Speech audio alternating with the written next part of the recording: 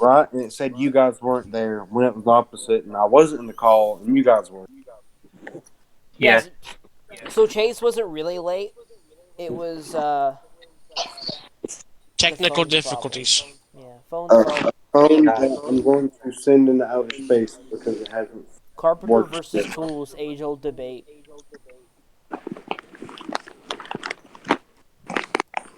So, we left off when with Yes. Zal and Orion talking to the dude. You were talking to Sister Yvonne after you had discovered a gas leak left Kyoto Kotaro. Kotaro behind trying to stifle it with Mage Hand. And you guys are now at the staircase in which she is sitting with her clipboard, still in her, ceremonial garb, but seemingly relaxed and just looks up at your approach. Confused as to why you're here so early, because usually this would be valuable smithing time, and or you should be leaving for the day, in which then she would check. So she looks up at your approach. And Zal, as we continued, Zal was about to speak, had a coughing fit, and allowed Orion to speak about the leak that's in the forge. Need to stretch.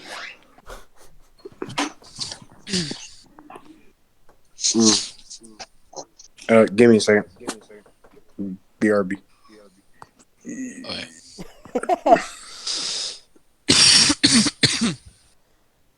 Finally got him back and we're losing him again. We can't let him go again. We need to cut off all internet access other than to Discord somehow. Can we parental control his phone? No, his phone will explode That's fair. before It the. probably can't process it. De Flores. Yeah, it shouldn't take too long as he's already in the call now. Okay. I Sorry. just I was asking for. I was asking Gary when I can get the phone because my phone's still working. Okay. Um.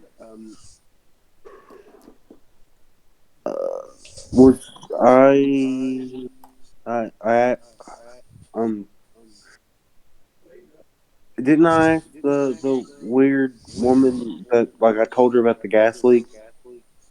We got cut off before we. I don't know what you said at all to these guys.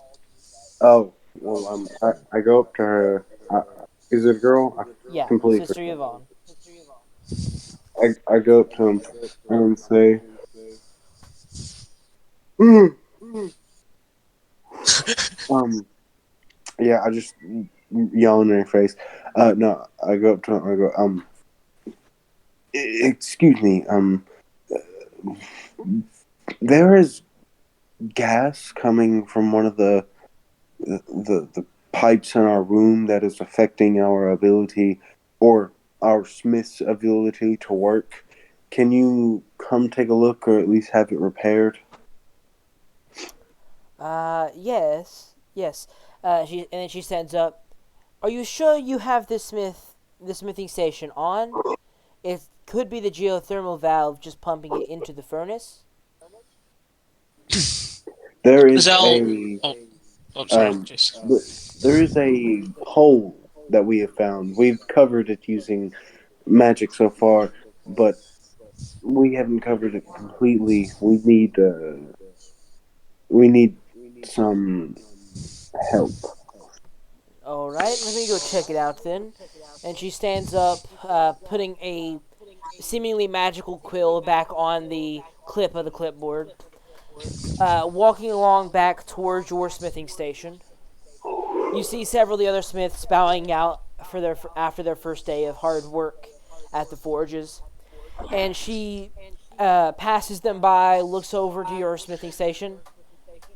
So I'm assuming you're keeping magic somewhere here. I can see the translucent hand. Uh, it's covering a leak then over there on that pipe. Yes. How long can you keep this magic up for? Because we may need to replace the pipe. Hold on, let me check reroll. Let me check my statistics. Let me pull up this imaginary website. Yeah, let me think on that for a second. Um, I can hold it up for about a minute, but no longer.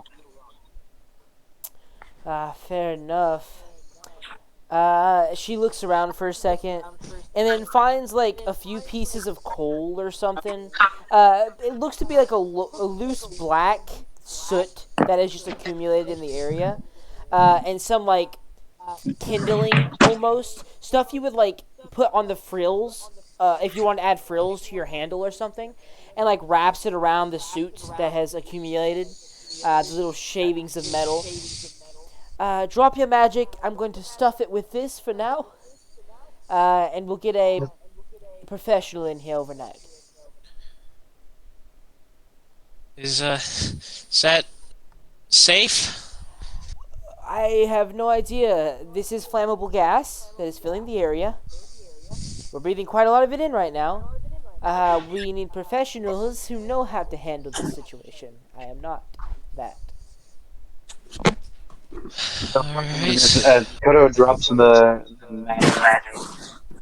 Yeah, she just stuffs the hole with this little. Uh, it's probably not entirely airtight, but it's cutting off some of the flow. At least maybe slowing it down. But she like stuffs it in there as tightly as she can. Uh, this, this, wait, hold on, I just realized Al's still in his hyperfocus. I don't know why I'm doing his. Excuse me, sorry. Zal kind of just like looks at the looks at Sister Yvonne. Uh, well, considering that this might be a huge problem for me, do you think I can just use one of the other forges? You ain't got a lot of competition left.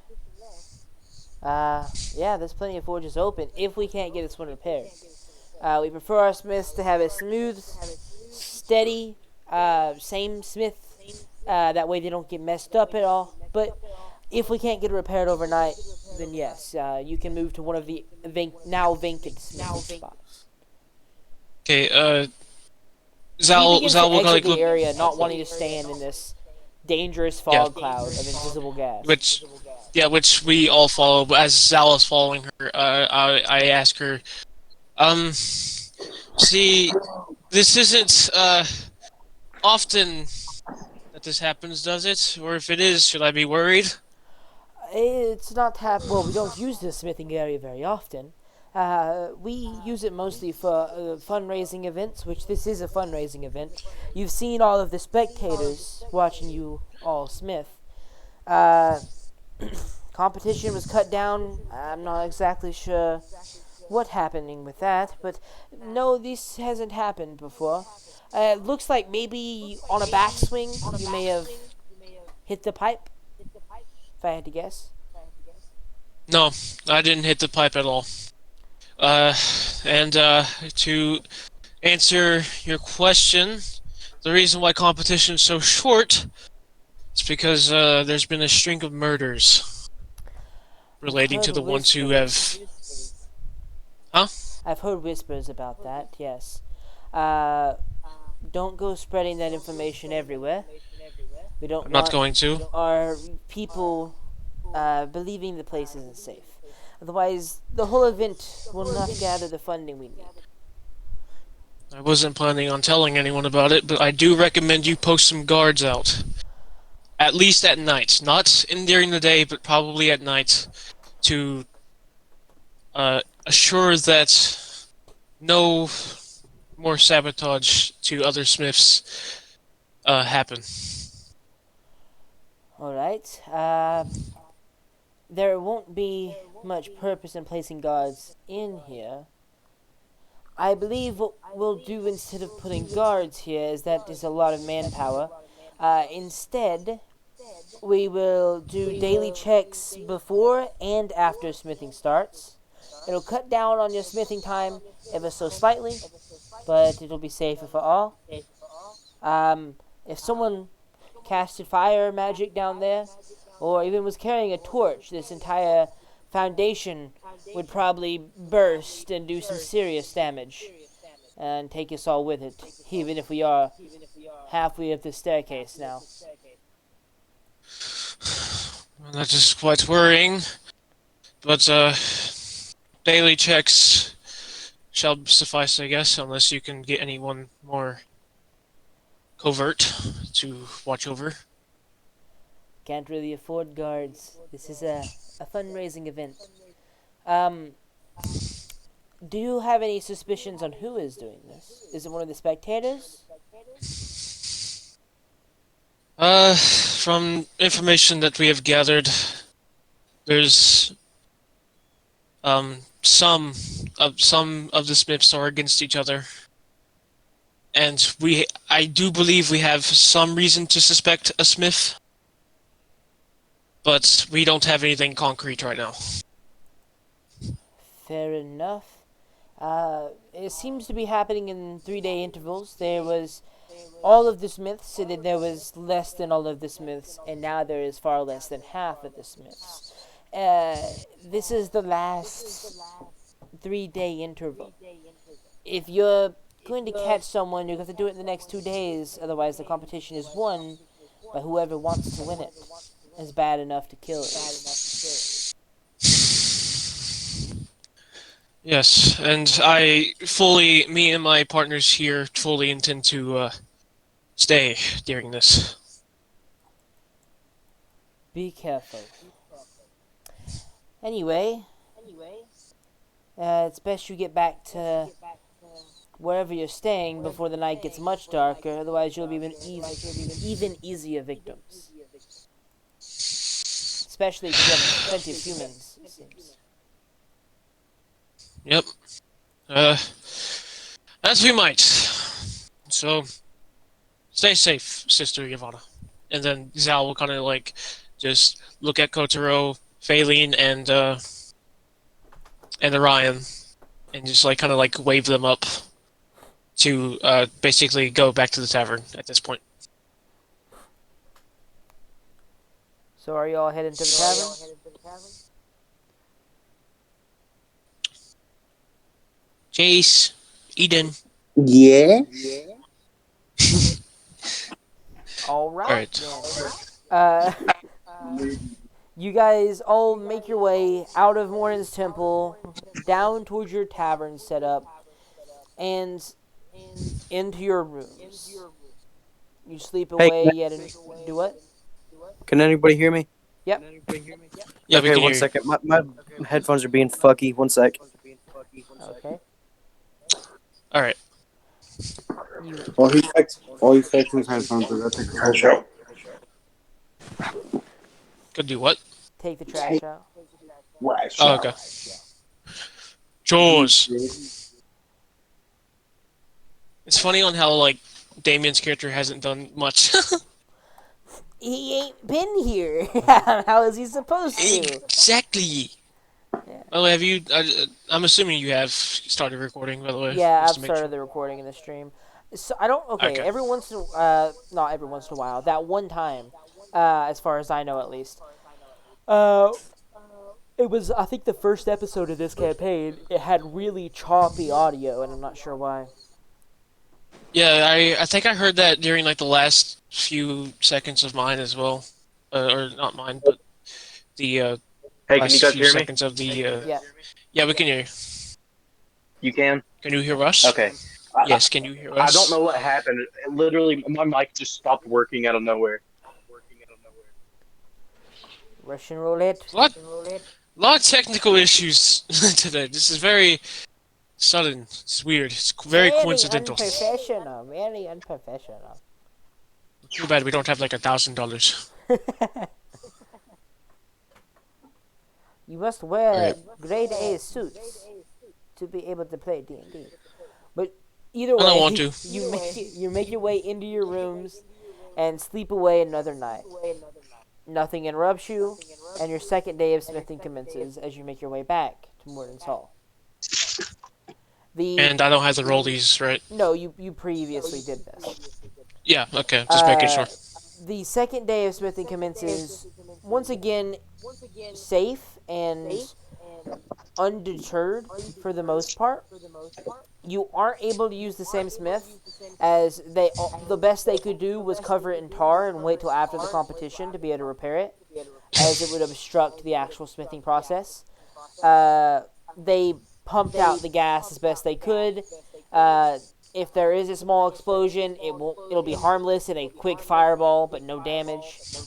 And they test the area enough before you guys go in, with a brave devotee walking in with a bunch of fire sticks in his hands, basically, several torches, waving them around.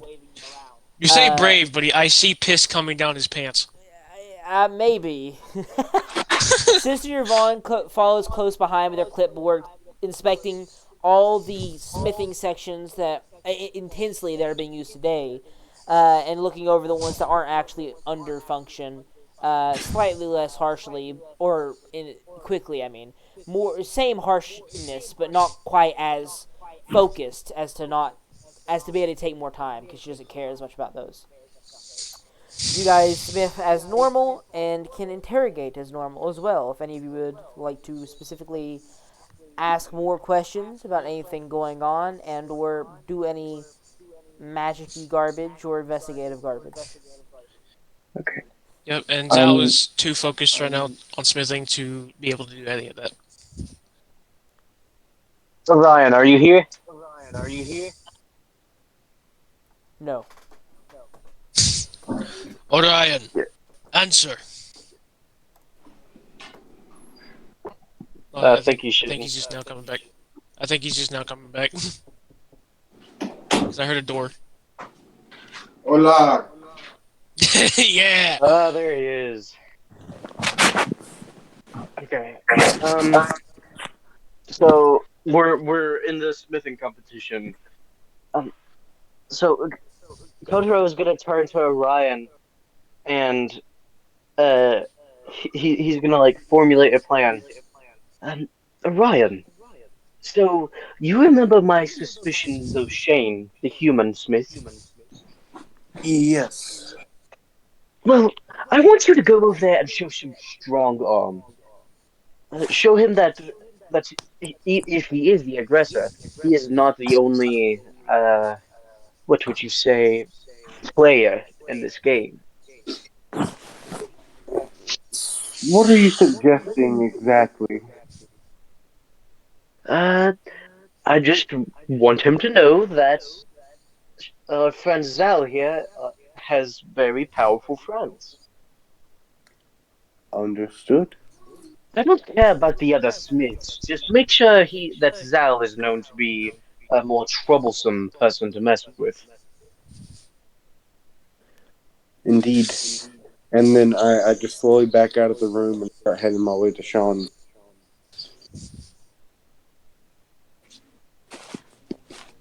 So you're just walking. What are you doing? You're going over to I'm, bodyguard Sean? I'm going over towards Sean. Okay. You walk over to Zal, setting his smithing area up for No, the day. I think he was talking about the other Sean. Oh, I thought you actually just were saying Sean because you didn't know the character's name. Never mind. I'm stupid for naming that character Sean. Uh, Yeah. That's your fault. That's You your are a fault. big you dummy. walk over to the rival Smith, Sean, uh, and see him similarly to Zal, setting up his own smithing area for the day. He is in the process of making what looks to be a fine mace. I I walk up to him. One, I kind of like, yeah. I just walk up to him. I pat him on the shoulder. I'm like, "Hi, dear friend." Hello, stranger. So, I am. I'm a part of the group with Zal. Yes, With, the other Smith. yes, well, the others with, and we've all been threatened by some serious person, and you know, I think my colleague came by to ask everyone what was going on, and well, I wanted to come by again and ask just some. I just wanted to. I wanted to tell you that if you have any suspicion on who it is, tell them that if they try, if you have any suspicion who it is, tell us. Or, bro, I'm not gonna lie, I can't think right. You smoke before this? No, I didn't. Like, I'm literally blanking. Um,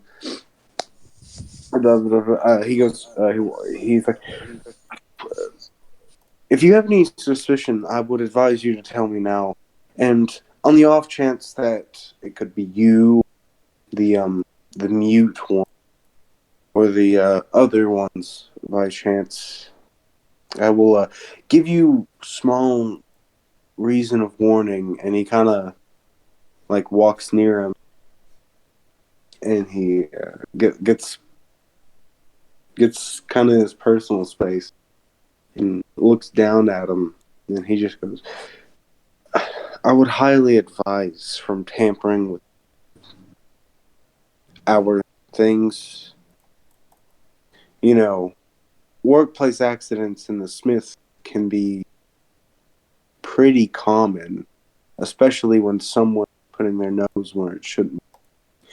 And as he's saying this, he's slowly getting, he kind of, and how tall is this dude?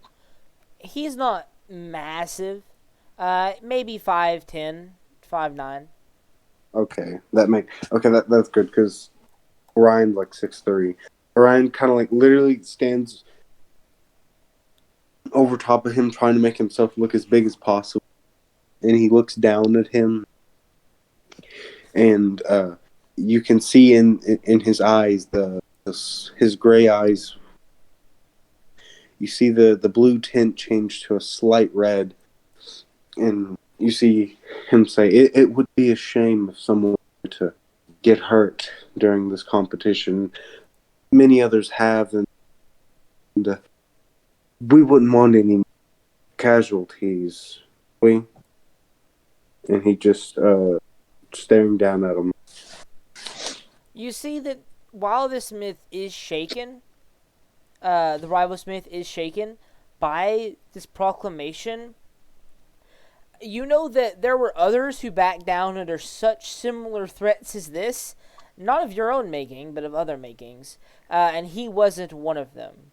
So that means he either thinks that he can win in a combat, if you think he's the killer, or the one orchestrating all this, or he is brave enough to at least stay and stand his ground against aggressors, and you realistically have a hard time telling which. Make an insight check while doing this. Okay, it may be a little to do because the Phone shaky issues. phone. Yeah, may take me Inside 3 to check. 5 business Inside I days. check. have Inside okay. check. So is insight? Wisdom. What is Wisdom. wisdom? Okay, well, uh, okay. Wrong thing.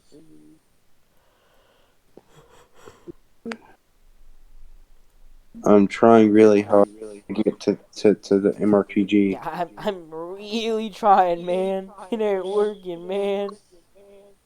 No, it's because where the screen's shaking, you have to click like an inch below the icon to hit the icon. If that makes sense.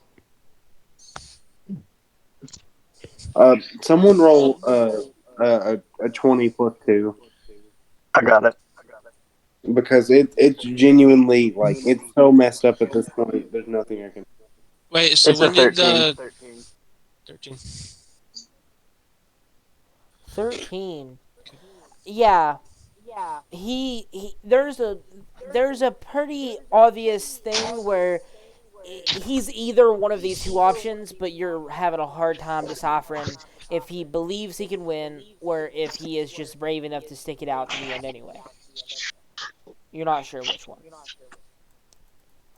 But he stands his ground, and he does look up at you as you're making these threats, and he just looks at you and just goes, and wouldn't it be a shame? Someone told, don't know, the judges that your Sal friend is sending her people around threatening others. You are the only one, actually, it seems, sending people around during the smithing competition. How Threat. suspicious. And Orion just kind of looks down at him and smirks. He goes, "Threat? No, no, no, no, no, no, no, no threat. Only a promise that something, only advice.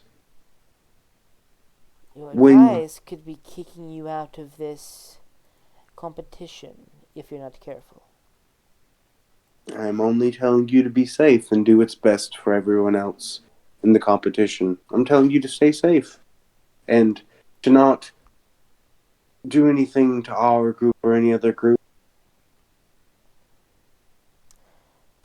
I But believe we if can both stay safe in equal measure, and we can keep boundaries of a cordial relationship. You don't have to pretend that you're not the ones orchestrating this at this point.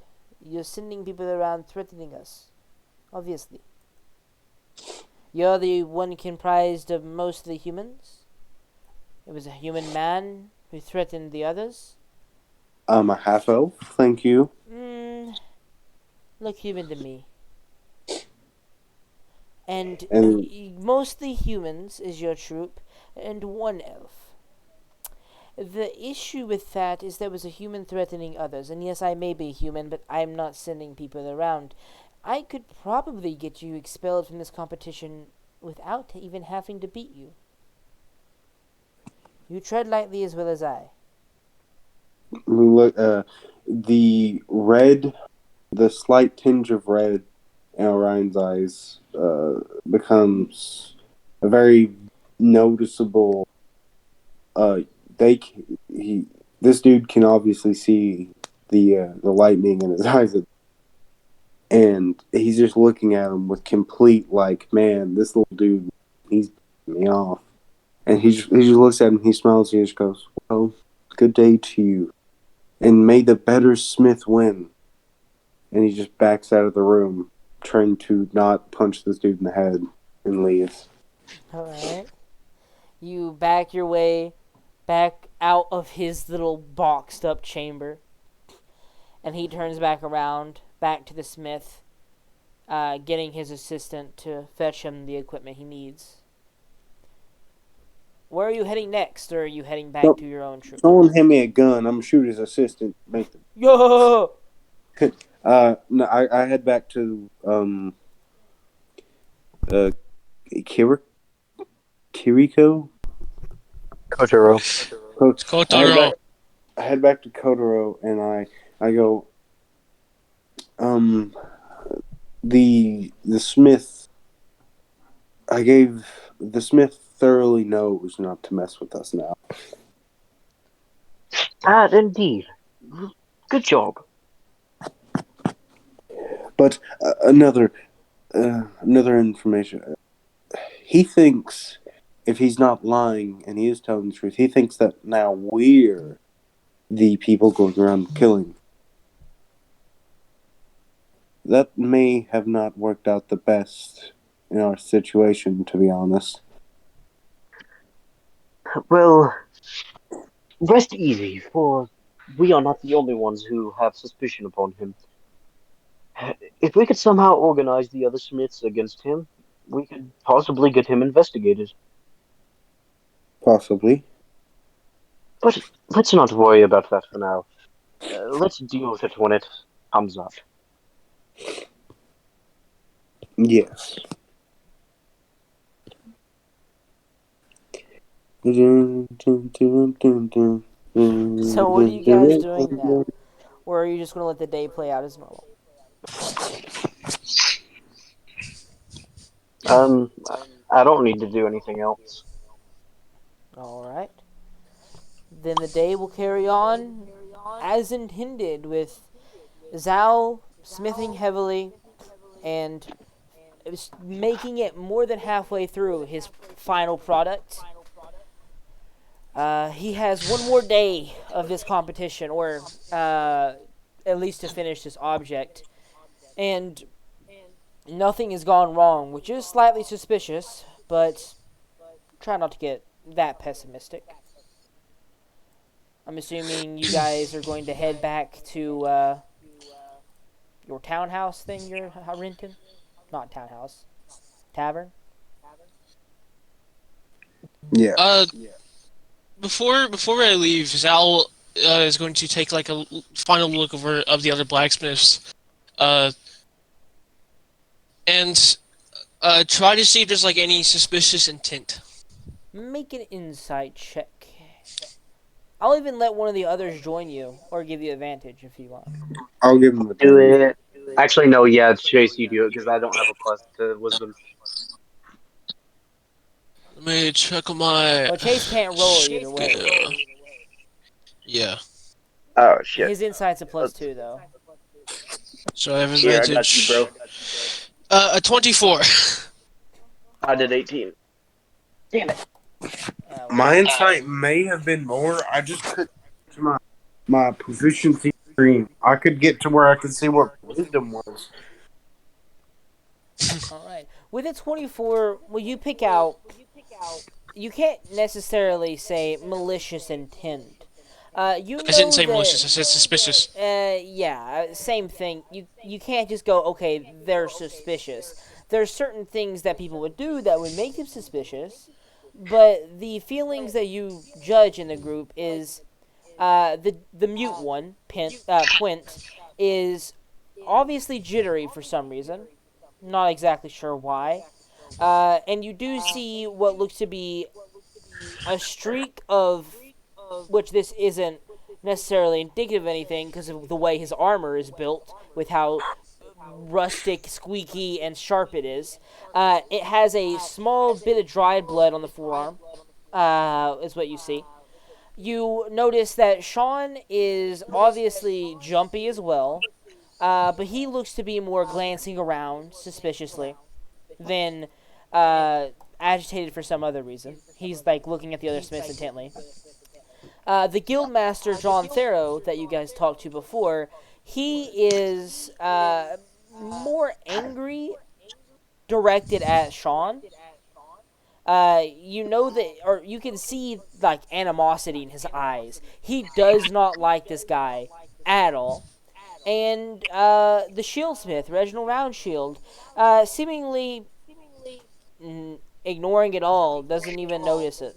He is just going about his day.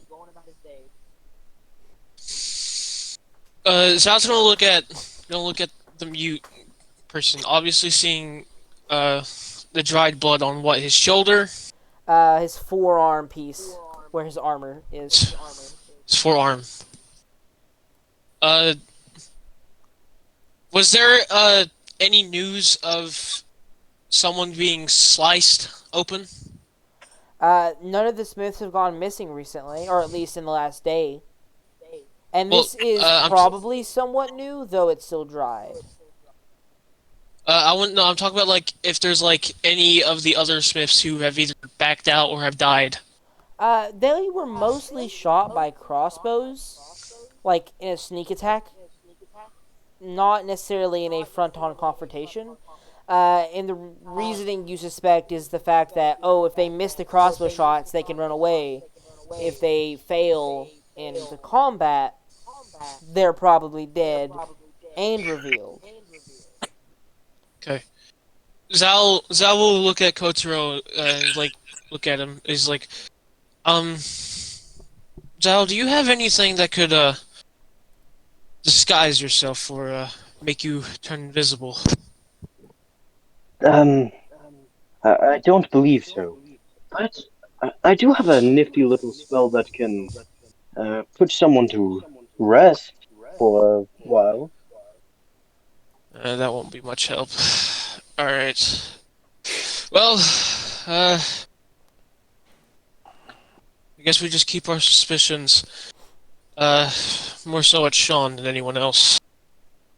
I don't think But the mute one is, any danger, at least. I hope not. But those two are my some main suspicions. a thing that has been on my mind is the guild keeper. I feel like we should rally with him, fan his suspicions per se, because as you might know, that fellow has a bit of weight around here. So it would be good to have his suspicion rested upon that one, just in case anything were to happen upon us. So you're saying we should be suspicious of the guildmaster? No, no, I am saying we should conspire with the guildmaster against Sean. That is a fair point, but we can't rule out Sean is the suspect. Sure, he's suspicious, but we can't just go by emotions alone. We need concrete evidence. Then Zal is But going to look around. Is there like any animals nearby that have like been sitting here for a while? You are underground in a smithing area. No, there are no animals. Okay. All right. You could probably Okay, go to a Kotaro, park and find one, but they would have no information on this area. All right, Kotaro, you can continue now. um, I was just thinking that if Sean were to try something or make false and unfair accusations, it would be good to have the guildmaster on our side. Uh, well, I think the guildmaster will protect me, as most of the guild does protect me in times of need, especially during legal cases. So I think, rest assured, I feel like the guildmaster shall be on our side. And Yes, I happened to forget that you were acquainted. not more so acquainted. He just knows my whereabouts in the guild, and I make the payments. And I just want to go over one more thing. None of you have told anyone that we're with the menagerie, correct? No. Okay, good. Best to keep that secret then. Yes, that would be rather foolish. Alright, well, since we can't really follow anyone, I say we just go back to bed and see what the final night will bring us. Indeed. Alright, so you guys, I'm assuming, head over to your tavern? Yup. You head over to your stay, go to rest, the alarm spell wiring the door. But once again, woken up in the middle of the night by a banging on your door. This one, a little bit more aggressive than last time. Okay. I'm gonna be there and I'm gonna open it this time. Kodo? Is that that's the one that said that? Yeah, I couldn't yeah, tell who Kotaro. said that. Okay. Yeah, it was me. You're the one you jump up, open the door. Phelan snaps up, looking at the door as well, seeing feeling the wires being broken innately. The other two are likely awake, as this was probably meant to startle you awake slightly. And as you open the door, you see a shaking Quint Harshmetal, the mute one, in front of your door, blood covering his face and armor, and a cut Um, from a crossbow bolt jabbing out of the side of his neck as he looks at you and falls to one knee. Zal, like, I'm gonna help him Zal, inside and put him in my bed.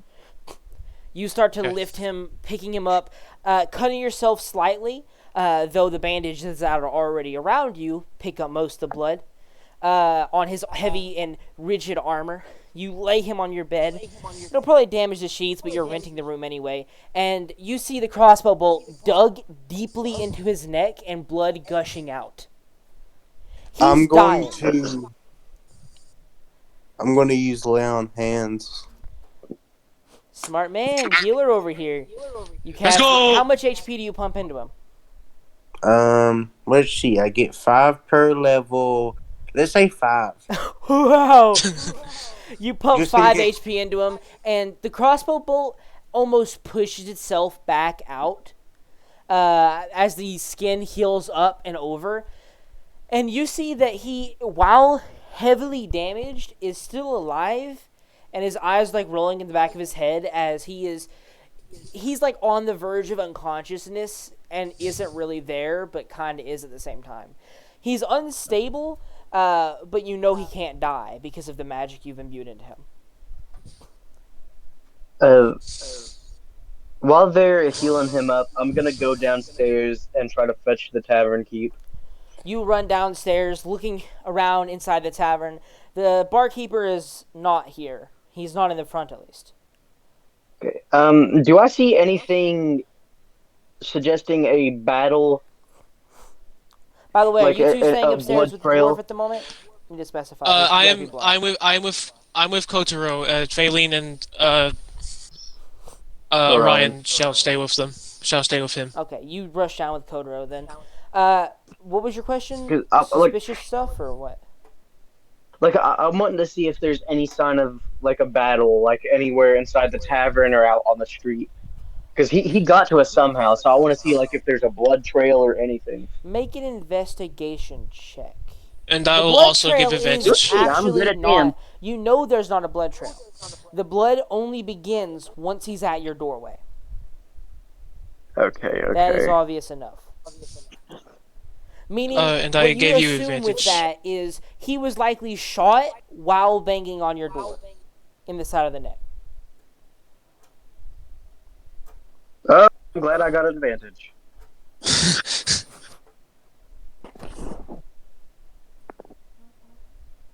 Okay, 21. 21. You don't see a sign of a direct battle in the tavern, at least.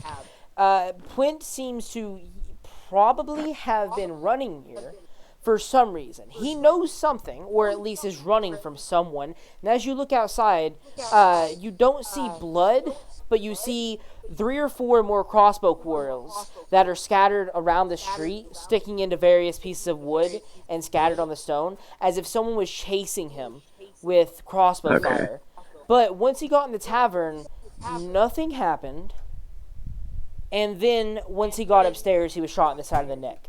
And So are there any windows or anything upstairs where all he the was windows shot? in this tavern are non-openable.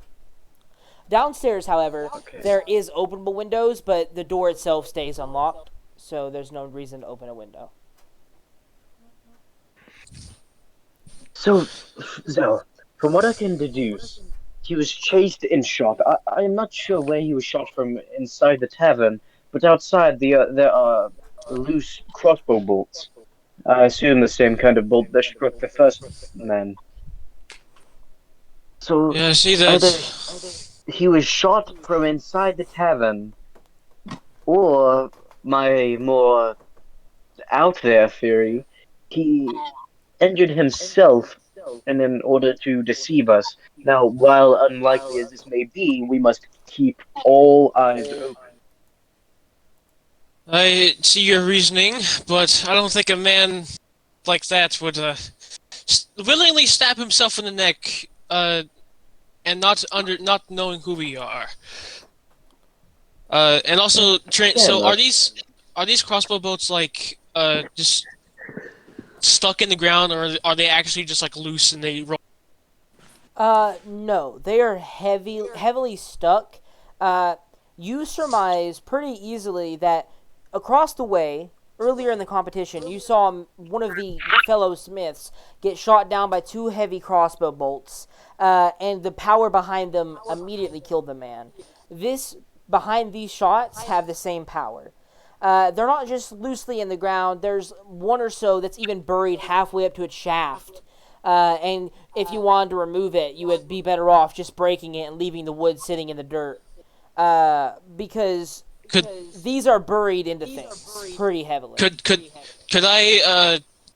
I basically look at where the arrows are and try to like deduce where they came from?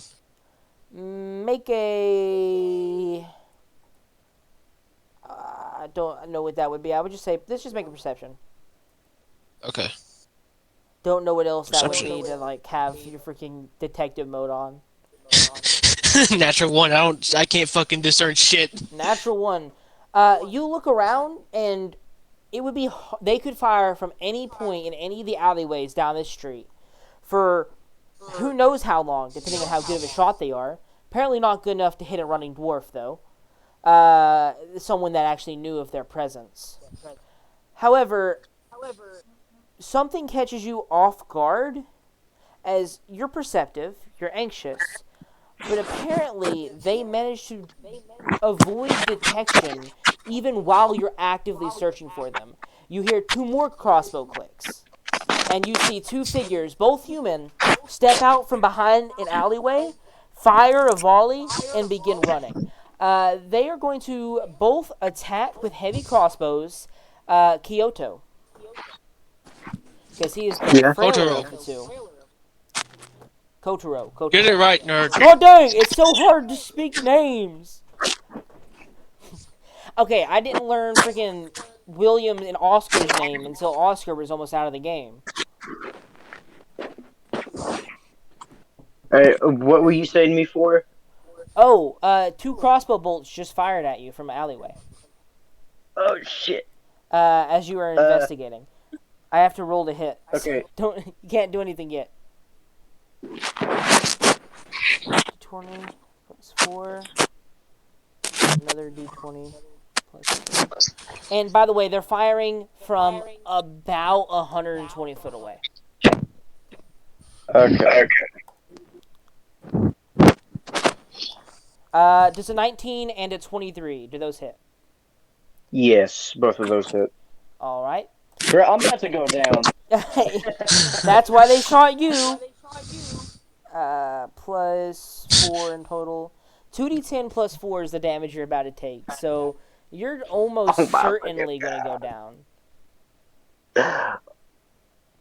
Let's hope they roll both ones on those d10. Even then, it would be hard. It's a 14. 14 damage as two crossbow quarrels, one stabbing you in the upper chest and one shaving your throat, almost hitting a jugular. You go unconscious, and similar to what Plint looked like, you are actively bleeding out of your neck wound as it hits you in the collarbone and hits next to the neck. I'm assuming 14 knocks you down, if I'm right. Yeah, I'm incapacitated. Yeah, you would do well to pick him up and try and flee. Yeah. Yeah. Zal. Like, as soon as that crossbow bolt hits me, you hear Kotaro make a shrill like squeak, and then falls to the ground. Zal's gonna like take like a very quick glance to decide any discerning features. Gotta make a perception check. Yeah, make another perception check to try and figure out what these guys look like. A 17. 17. What you discern, and one face is familiar. It's the man that threatened you the first day that you joined. The other one is unfamiliar, also human. He looks to be a little bit younger than the man that threatened you. The man that threatened you is maybe middle-aged. This guy's a little bit younger. But you don't know his face. And there's not really any realistic discernible features you can get. All right, and with that, Zal's gonna make a quick mental note, and he's gonna just pick up Kotaro and just run upstairs, screaming, basically yelling for Orion. All right. As you are running upstairs, you throw down Kotaro on the bed opposite Puent. He's fine. Puent's fine, but in the state of unconsciousness. What is your name again? Kotaro. Kotaro. Kotaro is not fine. You rush him in and lay him down. What are you guys going to attempt to do to save his life? Bro, push that bitch off my bed and put me in it, bro. You are on another bed right next to your bed. Chase, do you have anything? Uh, He used all those no. hands of healing. Yeah. Oh no, because paladins don't get spells at this level. Yep. Wait, uh, I, I just do just get. make a medicine check to stabilize me, Yeah. man. Act fast. I'm gonna give you yeah, 10 seconds before I make the first yeah, death save. yeah. Medicine check. No, Okay. that's unfair to me because I have a phone that's having a seizure. Well, that what I mean is make a decision. I don't mean make the roll. I mean you have to make a Yeah. decision on what you're doing. Otherwise, countdowns happen. Go ahead and make a I'm medicine check. making a Then, Orion. medicine check. I'm making a medicine check to do stuff. Okay. Do you need Okay. aid? Are you? I guess Ethan will roll it and I'll roll it myself. Okay, I think at 19 stabilizes. I think. 19 will stabilize. Orion can Okay, calm then for a second. Well, actually, it's Trent, a 21 because of Yeah. my team. Either way, Trent, I have 1921, a they will question. stabilize. Do it. I have a question about how you do incapacitation, real quick. So with incapacitation, do you do it like a knockout, or is it like I'm down but I can still communicate? That is realistically entirely up to like the scenario. If it's like, okay, the poison knocks you unconscious, yeah, you're knocked unconscious.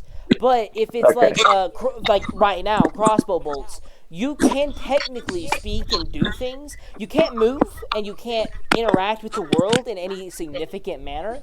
But you can sputter words out if you needed to, though no spells. Okay.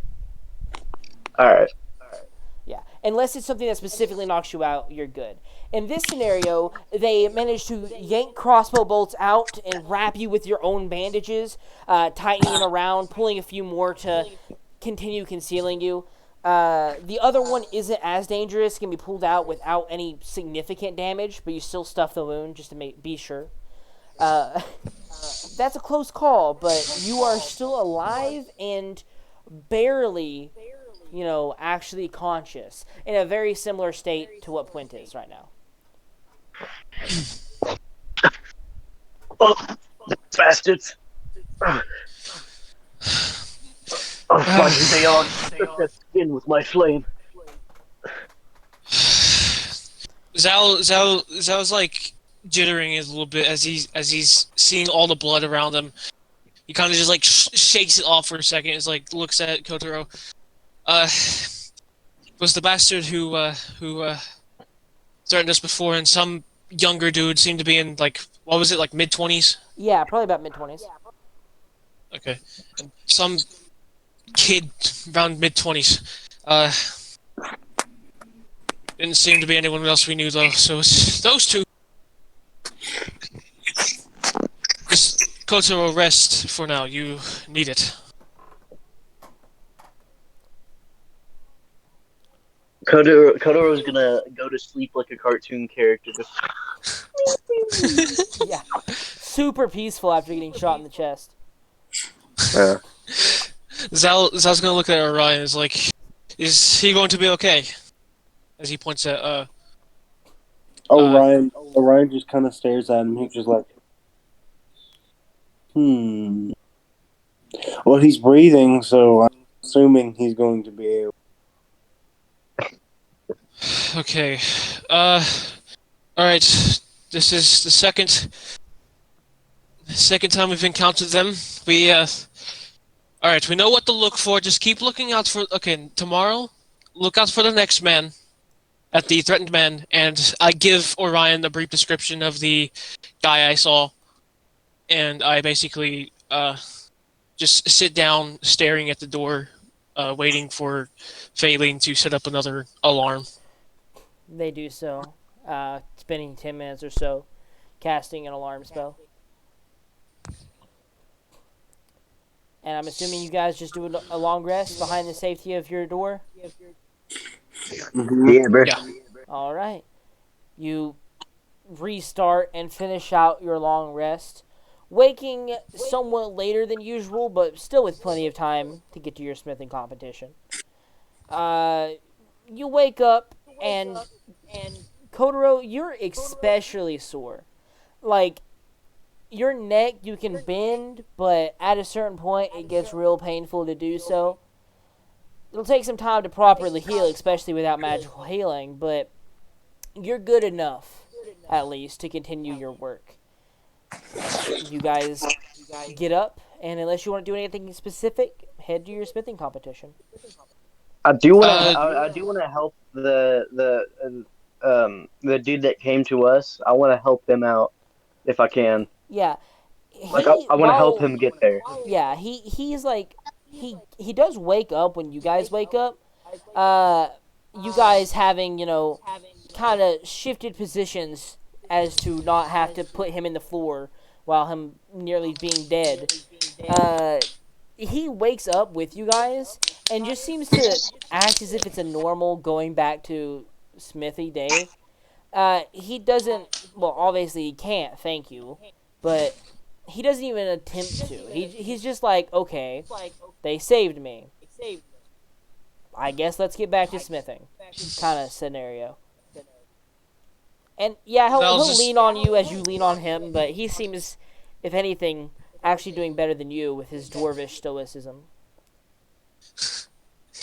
Zal's gonna look at him as like, just gently nod as he wants to ask questions, but he probably won't get much of an answer. He'll look at Kotaro, Phaelin, and Orion. Okay, so in the crowd today, I want you guys to look for the two faces I mentioned last night. So we Like know it's not. So now we know it's not Flint here. Sorry, buddy, that we thought you were one of them, but couldn't be too sure. He just shakes his head and pats you on the back, seemingly not at your second remark, but at your addressing of him. But he can't say anything, so you go without any correction. Yeah, Zala's gonna just think for a second.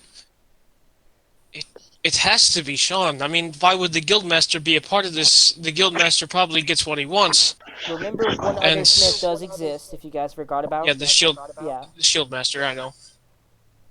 regardless of who it is, if I find them, I shall bathe them in the flame of their own forge. If only it was that easy. We can't just, do that to some random person, but my high suspicions. But, alas, we have this day and probably tonight to figure out who it is. We know two suspects. We know their descriptions. We know what they look like. So all we gotta do is look for them in the crowd. If they are in the crowd, come get us, and we'll deal with them personally. Aye. Ryan, any ideas? Or you like this idea?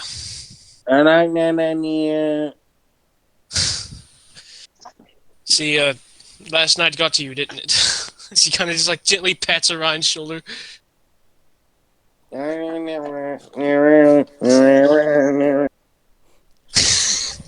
Okay, you guys head back to your smith and begin your process. As so does Flint. He heads over and begins his process as well. You see the other smiths come in similarly. John Thero today seemingly missing. He doesn't show up for unknown reasons. Uh-oh. The other Hey, are normal though. can I go and chill out with Quint? Because I know he doesn't have an assistant, so I want to make sure he's protected in some way. You head over and kind of just look in as he begins his process.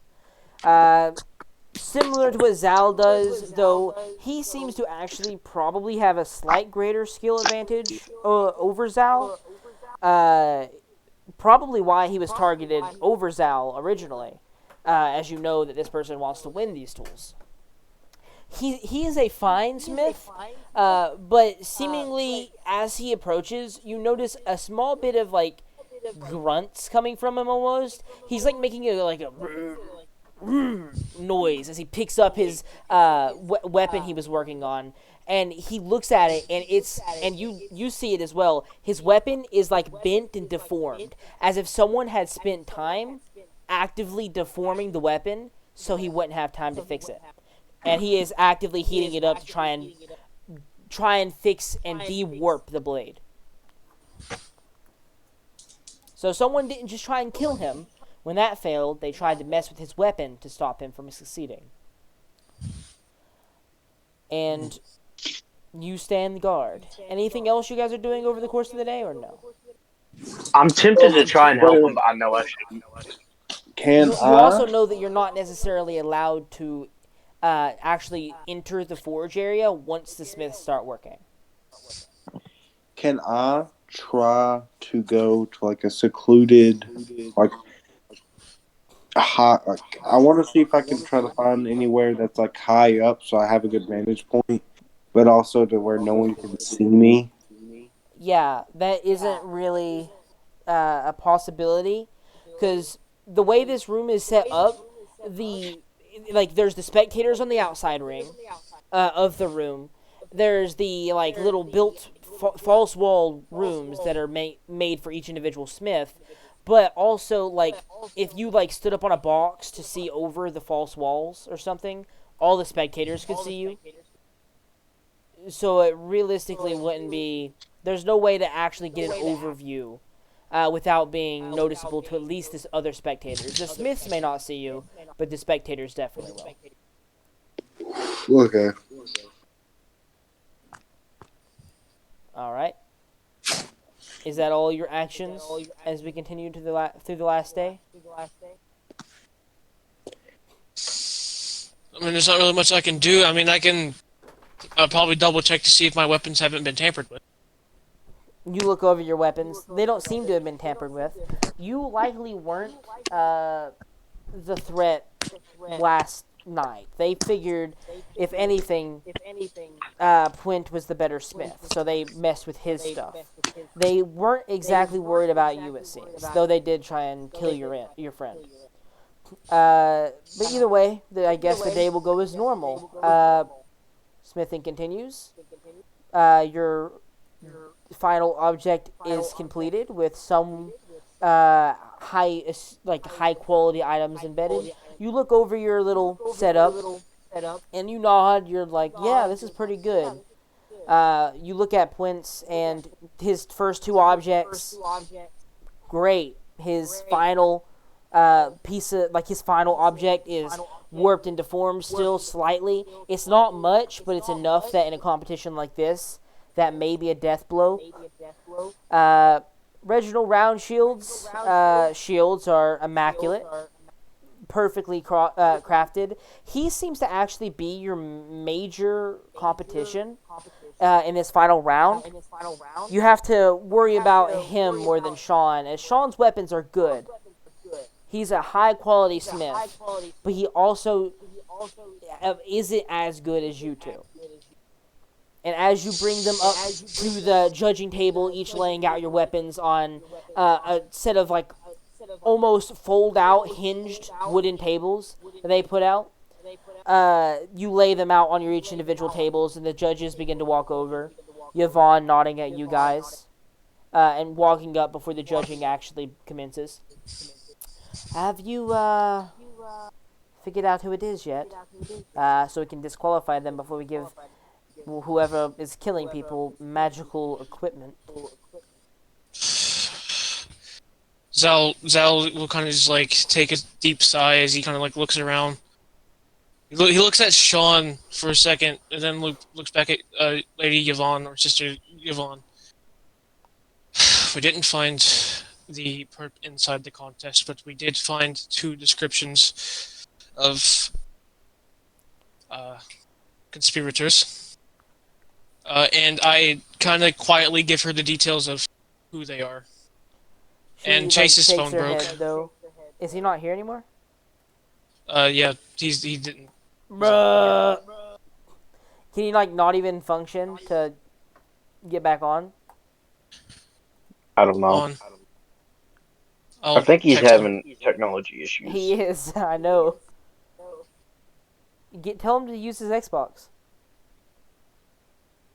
I think he has to use his phone to be able to transfer voice. He does. That's Yeah. strange. Well, but Sister Yvonne shakes her head and like she, she's like obviously like not annoyed at you guys, but annoyed that that's all you kind of have. And she like responds, "Descriptions aren't going to do much in a city of this size. We can leave at any time. We could never find them. There's a whole slum city out there. We can't even send guards deep into it without them getting shanked too. The perpetrators, if that's all you have, are not going to be spotted. Although, if Sean, as you suspected earlier, is the conspirator and is the one making all this stuff happen, he probably won't win anyways. I think the victor will be decided between Reginald and you." I see. Well, Sean is a highly suspected target, but I don't know. Hold on, let me look real quick to see. Let me check my notes. Okay. What you know of the groups so far? One is a shieldsmith. No one's really put any specific blame on him, but you also notice he's the only one to actually carry knives and other equipment, though it's like really small knives, and the other side is his smithing tools. Sean had the crossbow that he may or may not have crafted, which you now see he did in fact craft for the event. The crossbow is one of his prized pieces. You have Puent, which is the one who was shot and nearly killed in front of you, or at least it looked like that. He is mute and is also wearing heavily ridged armor and had blood stains on his armor the day before he showed up at your house, dying almost. And the guildmaster is nowhere. No, Guildmaster isn't here today. Okay. He'll look at Sean's like I said, highly suspected, as his alibi differed from the rest, as told. And assuming from the crossbow, I guess he does not. It's not us. But then again, the contender might have not done anything to sabotage and hiding in plain sight, like I said, like we know. Or there could not be. But high suspicion goes to Sean. I'd recommend an investigation on him. I don't think it's the Shield Master, as his alibi was the same as everyone else's, at least. Well, I guess we'll get on to the judging then. To be honest, I don't even know why I trust you. You are, and actually, in my eyes, some of the most suspicious folk. But, for whatever reason, I don't feel like you're directly lying to me. Give me one moment. She mutters under her breath to herself and looks back at the other judges that are just now coming down the staircase. You hear her mutter something again. And then she looks back at you. It's not you, is it? You're not the one that's perpetrating this, are you? Dallas looks at her, full confidence, just shakes his head no, and even Make also a responds charisma with save real no. quick. I'm Am I assuming this here? is zone of truth. Yes. You can kind of assume that. You are here. You are not necessarily standing with Zhao at the table, but you're standing, like, beside it. He's behind Okay, his table with his tools. Can I give him the advantage on the charisma check? Because I literally have like blood soaked into my bandages from the attack from last It's night. it's a save. It's a charisma save. Because it's Oh, Zone okay. of Truth.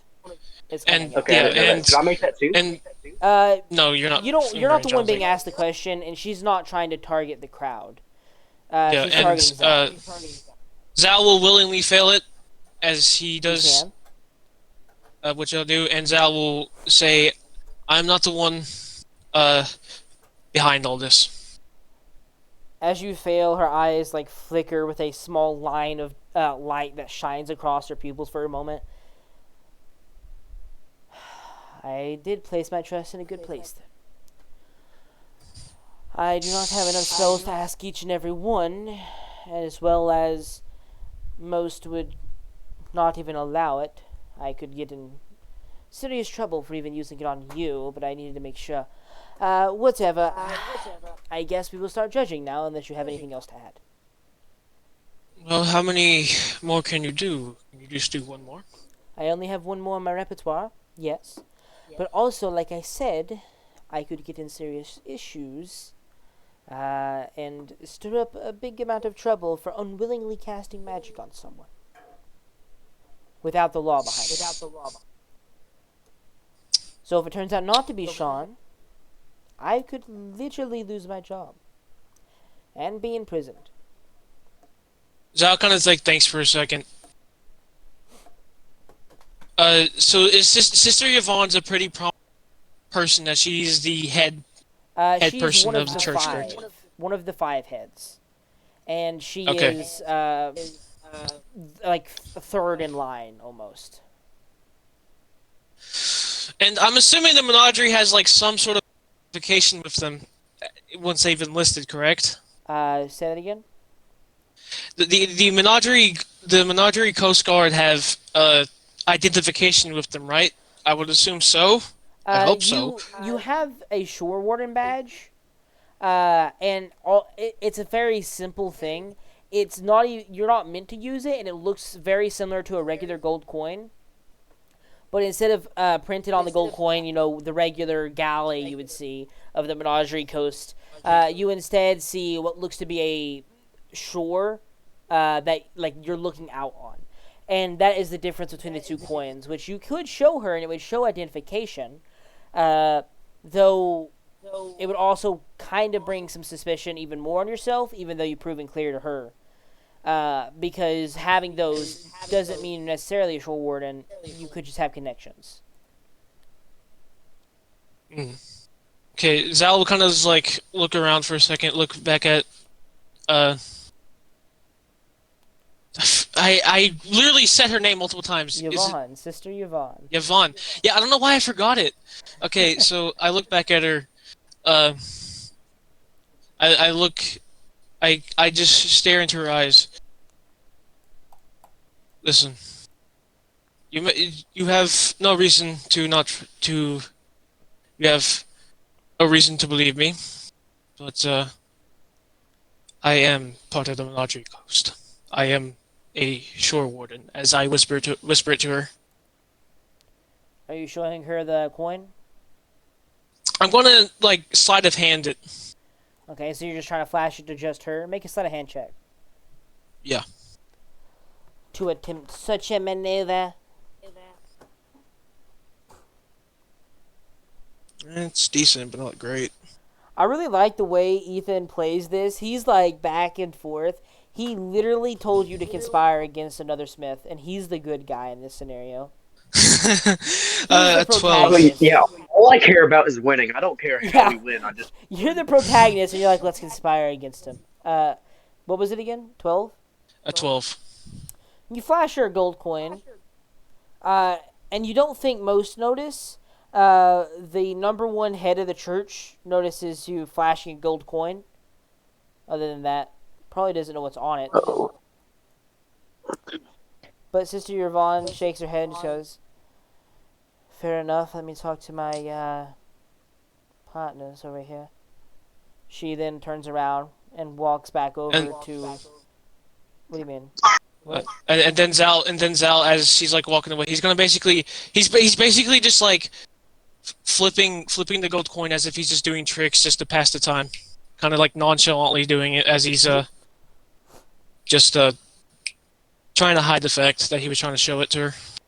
So I've been pretty much hanging over Zal's shoulder this entire time, right? Pretty much. You're not directly next to the table, but you're within 5-6 foot of it. So did I see that coin flash? Make a perception check. Well, yeah, Yeah. it's pretty easy to beat, Yeah, it's not hard. Yes, master. which is Bruh, probably the downfall of this. dude, watch me. Just watch me. What'd you get? 1 second. He hasn't rolled yet. I thought you said he lost me, man. Something like that. I rolled A natural one? Natural one. that one. No idea. No idea. You just see Zal starting flipping a coin now. That's all you know. Yvonne walks over to her partners, the other heads of the church, begins a conversation. The head of the church, like the top of the church, kind of comes to her a little bit accusatory, and then walks somewhat stiffly over to you, Zal. Nods his head to the coin. You're about to show me that, or you're going to have to be expelled from the competition for attempting to bribe a judge. Sister Yvonne has been warned if that coin does not have the shore on it, then she will have to be removed as head of church. Okay. Trent, can I sleight of hand a normal coin in place of the short coin? Do you want to? No, I'm being a dick. Gotta say I'm like, I mean, I guess. Whatever that would Okay. be. Zal will kind of like look at him for a second, and then like stop flipping the coin, and then showing it to him. Kind of still doing a little bit of tricks with it, but still obviously showing it to him. The head of the church looks at it and nods, just goes, very well. I will cast Stone of Truth. Which one do you suspect most? I wouldn't be included on this, so Totoro's gonna run over there. Totoro's gonna run over there. You just like run behind Zal. Yeah, Okay. I just run over there to be included in the conversation because I see important people over there. Yeah, he looks at you, but he's mostly talking to Zal. Zal's gonna think for a second. He's like, okay, see, the high suspicions on Sean. I need time to think this one through because the high suspicions on Sean, but Well, the threat of losing is on the Shield Master. I So do now have an your idea opinion on is, this if you want to hear okay, it. which one should I have him Zone of Truth? Yep. The one who's gonna Telltale win? Games right now. Telltale Games right now. This Yeah. will say whether you are a fair player or not. The one you suspect or the one you think will win. I'm gonna go Zal get a will drink. look Give over. me a second. Yeah. All right, Ethan. What do you think? What are you thinking here? So from what I've noticed, I'm doing this in character because I'm a cool guy. From what I've noticed, uh, although suspicion does have a good a good amount of uh, evidence against Sean to suspect him, I feel like the other one, the Shieldsmith, his nose is too clean. Because if you'll notice, he's the only one with no tampered things. Also, other than Sean. But if you think about it, uh, that crossbow was my main point against Sean, and that was his. He built that for the competition. TikTok, I ain't Other got than all his, day. Make a decision. uh, all I'm saying is that either one have very likely roles in this. So, okay, first of all, I want to ask the DM a question. Yeah. Is the Shield Master? I don't remember his name. Is he prominent? Is he like part of a noble family in the menagerie, or is he just some random smith who makes shields? He's part of a notable dwarven family, not necessarily royalty, as most dwarves don't necessarily, like most actual dwarven houses, not those who mixed, but like a dwarven stronghold don't necessarily have royalty. They just stand out and then get more and more prominent. Uh, this family, make a history check for me, actually. Okay. Because this is the decision. Okay, this is the decision. Where's my history? There it is. It's not great. Of course, the ones that matter are always low. 19, baby. What do 19. I find? He is, from what you know, from a somewhat prominent family, up in the diarchy of Uthadern, which is a city far north in the Empire. Even though it kind of has its own set of rules a little bit, because it's so far north. He's the not Dwendalian? himself. Yeah, the Dwendalian Empire. Okay. He is down here probably for this smithing competition, though he isn't necessarily prominent himself in that family. They are all called shieldsmith because their family is known to be the best shield makers out there, either by training or natural talent. He himself, you don't actually know. You don't know of a regional shieldsmith from any particular reason, for any particular reason. You just know he is part of a family that, are all shieldsmiths up in the diarchy. Aren't we looking for spies from the Dwendalian too? Not yet. No, that hasn't happened yet. Yeah, that the war that hasn't has come happened. about yet. You guys will see or know when that starts. This is a testing field. Oh, mission. okay. Yeah. Okay, sorry. This is a That test. I okay. never asked that question. Erase that from history. That Yeah. never happened. Zal will then just sigh, and then look at Sean, point at him, and then that's his final decision. All right. The head of church walks over to Sean, talks to him for a moment. Are you going to try and overhear the conversation, or are you going to stay back and let him do his work?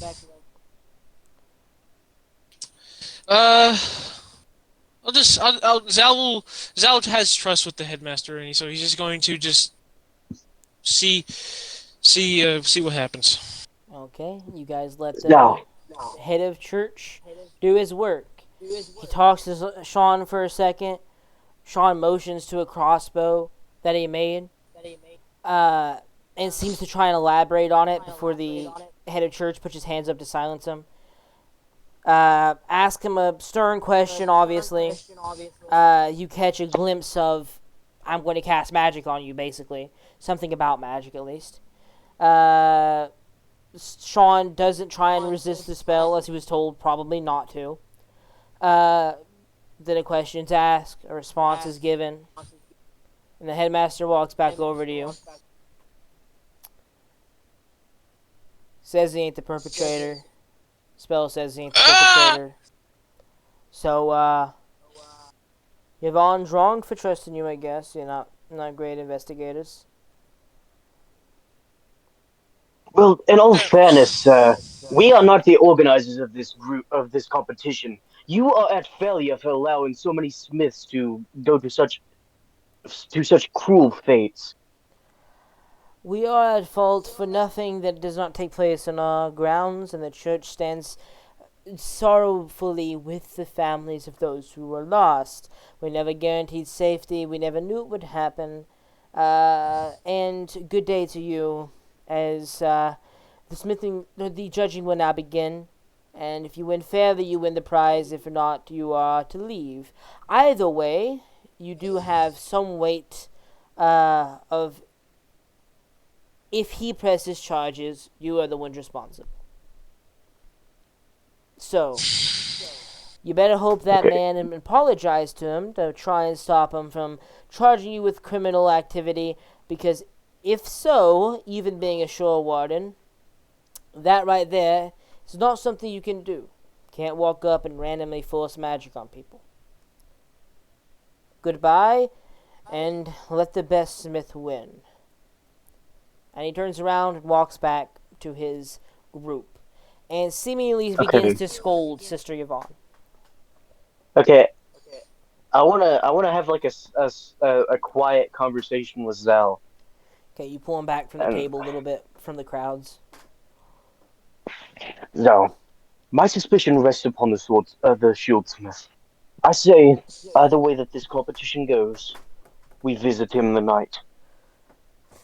Like he said, they don't care what happens off the grounds, and I have no inclination to remain friendly.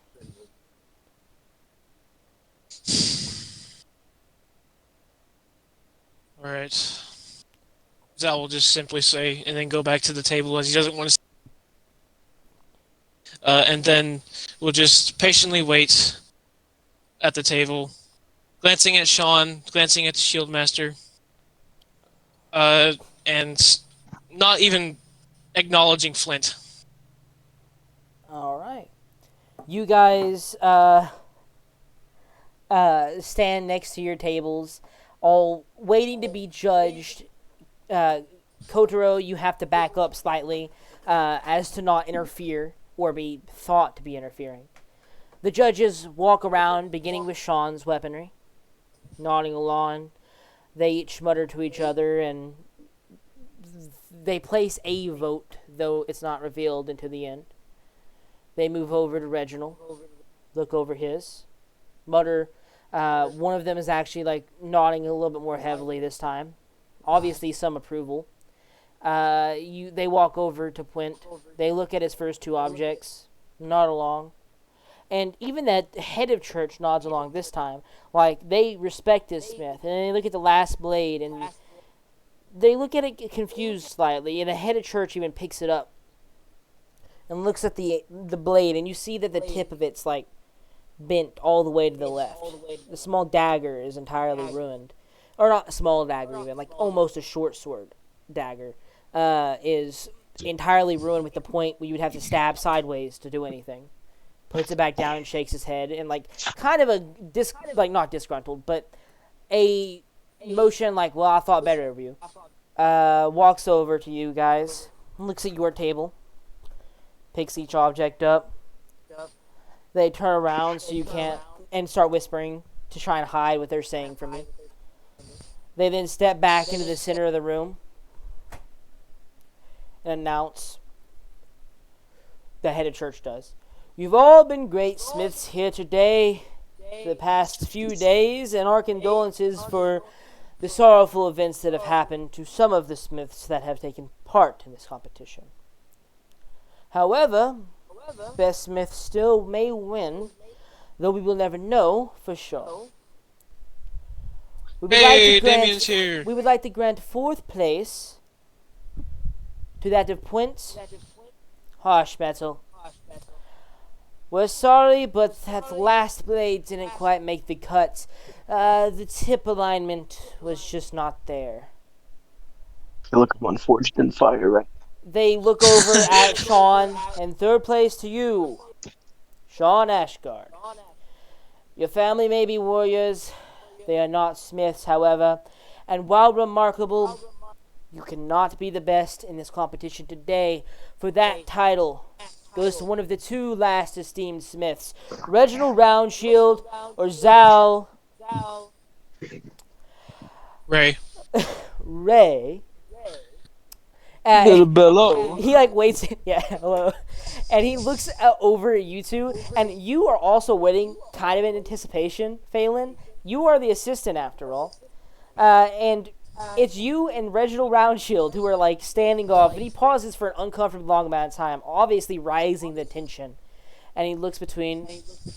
First place will go to, looks over at Zal, back to Reginald. Reginald Roundshield, congratulations. And he claps, he reaches forward, claps him on the back. Congratulations. Your family is great, Shield Smiths, and you are just the best there are. You today, with these esteemed pair of magical smithing tools, and they bring out a set of tools, and he like grabs them and like disapprovingly slightly, and then starts nodding. Bet I could alter these. Why, thank you. Head of church looks over at Zal. And we're sorry, but you are not quite the best smith in Port Zoom today. You may leave your weapons or take them. It's entirely up to you. But everyone give a round of applause for Reginald Roundshield and his esteemed smithing partner. And they all start like somewhat clapping, some more enthusiastically than others. Spectators obviously pick sides and placed bets, as you see some of the bets being passed out back and forth. Either way, after the competition, Reginald will pick up his 3 shields and start carrying them like you would carry a piece of, like a slab of meat. Just carrying them outside, back out to the surface world from under the mountain or from under the temple he is currently in. The heads of the church then disperse, other than Sister Yvonne, which kind of looks at you for a moment, shakes her head, and just waits at the entranceway for everyone to clear out. I'm going to tail Reginald. All right, you begin to tail Reginald. Phelan, are you going to do anything in particular? You haven't been here for a while. Me? Yes. Can you please explain what has happened in very short You term? have just lost a smithing competition, as well as they picked the wrong person, so they had someone being forced magic upon them that wasn't the perpetrator, or at least they seemingly aren't the perpetrator, as the person they suspected was under the influence of his own truth and still said he wasn't the perpetrator. So now Reginald Roundshield, which is one of the other smiths, that's the shield smith, he only smith shields, he has won the competition and took his shields and left, and the rest of the church has cleared out. So he could be he's most likely the perpetrator, right? Not necessarily. He could just be a good smith. But also, the whole point was to win, so even if he isn't the perpetrator, whoever is likely to come after him shortly. But we are doing that first. Yes, as Kotaro, make a stealth check as you begin to slip away to follow Does behind. Zal This is gonna fucking. Do what? does Zal take This his is gonna suck. I have no clue what you're saying, Damien. is that Zal? I'm asking Zal. That's not Damien.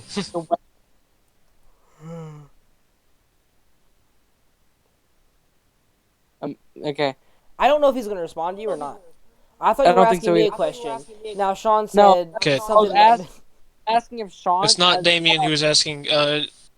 Kotaro rolled a 16 for stealth.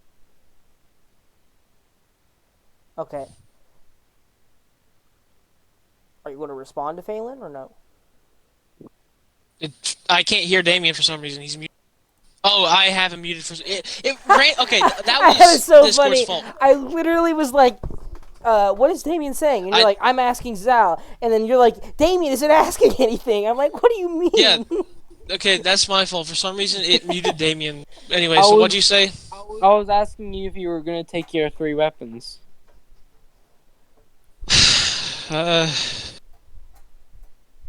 Probably keep the shield, as that's obviously one of my finest work.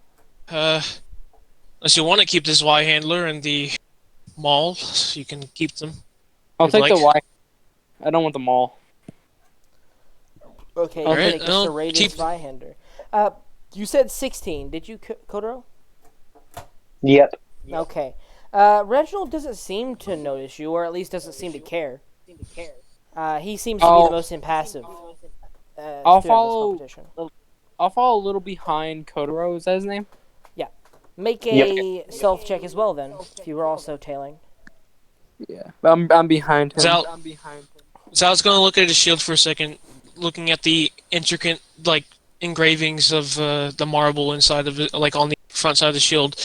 He kind of he looks at it for a second, and then just takes it, puts it on his back, and then we'll start walking.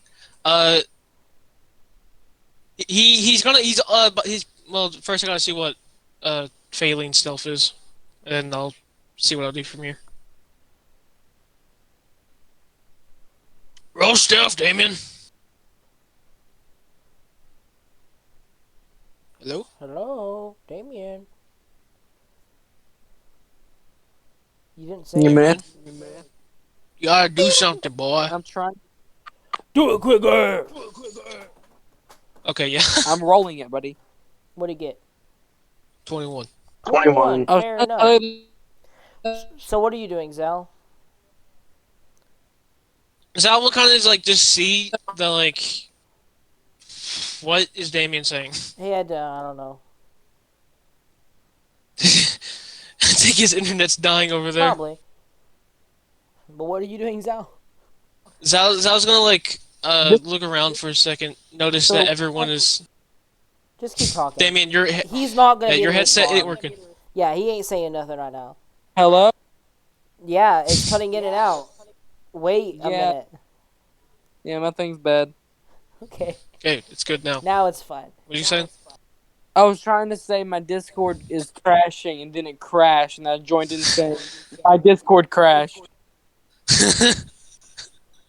All right, so Can Zal, anyone see it, I'm guessing? 21 definitely. Yeah, you Okay. It's good. Okay. Zal's kind of like just see, then kind of like disappear, from the crowd. He thinks for a second, and then is going to look at where Reginald's going, but instead of like actively trying to like follow him, he's gonna just like uh kind of go like through alleyways and try to cut him off a little bit. See where it is. If it still requires a stealth check, I'll do it. I'll still make a stealth check because I mean you're still following him. All right. Also, where's Chase? He was here, But and then his like freaking phone died. Oh.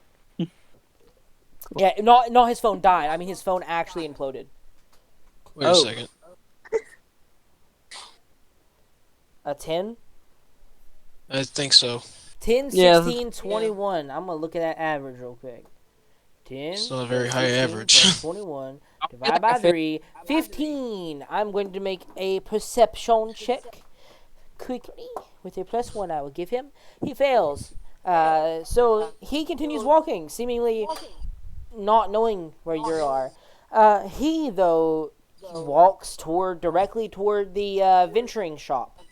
What is a shop as well as a guild hall in this town. okay, does he take any shortcuts through alleyways or anything?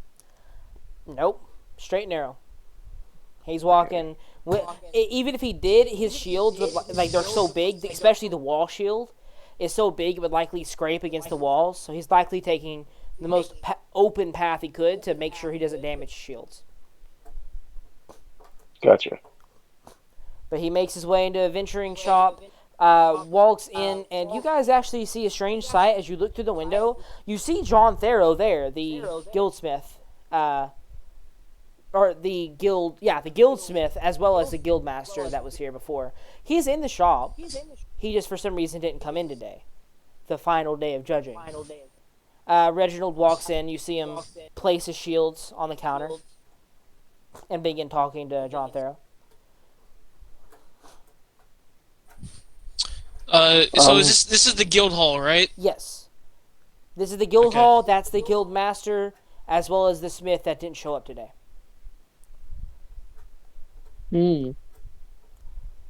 I say we stake him out, see if anything else happens. Try to stay hidden. And then kill him. Yeah. Yeah. Well, maybe not kill him. Oh, We'll yeah. see. Don't fret. I am going to kill this man. I'm Oh, taking yeah, those I'm fools. That's what you were doing. Yeah. He doesn't behind want the myriad to have him, whether it causes an innocent man to die or not. Yeah, I don't care. Well, we'll see. I We'll do see. not care. Okay. Well, we'll see if the myriad kills him first, though. If he isn't with the myriad. Okay. Uh-huh. You wait Alright. and stake them out. About a half hour passes, and they're still talking at the front counter. And then all of a sudden, Reginald bows his head slightly, almost as a concession, and their seemingly long haggling session has just ended as the guildmaster John Theroux picks up the shields and sets them behind the back wall. He then turns around, handing a bag of gold coins, more than likely, and a hefty size of them too, over to Reginald Roundshield. Reginald then walks out and starts heading similar direction where your tavern is. There are many taverns down that street, though, so probably not the same one. You walk behind him, keeping Alright. yourself up. He passes your tavern and heads into a slightly fancier one that he was renting for himself. You seemingly goes upstairs and or is in one of the back corners as you can't see through the windows where he is. Okay. I'm gonna go inside and I'm gonna try to find him. You head Actually, inside okay. and see a Okay. much what? Yeah, I'll just keep going. Sorry. Okay. You head inside and see a much calmer atmosphere than the one you have. Your tavern is actually pretty dead, but when it isn't dead, it's rowdy. This one is obviously for some higher up, like more elite people, you could say. Not really, just a little bit more wealthy. There's some finer wines served here, obviously overpriced. And the barkeep here looks to be a middle-aged human woman, brown hair and pretty frail, almost looking malnourished, while also being in a slightly fancy establishment. And she looks as you're entering, just staring at the doorway to see who enters and who leaves. All right. How many people are in this room?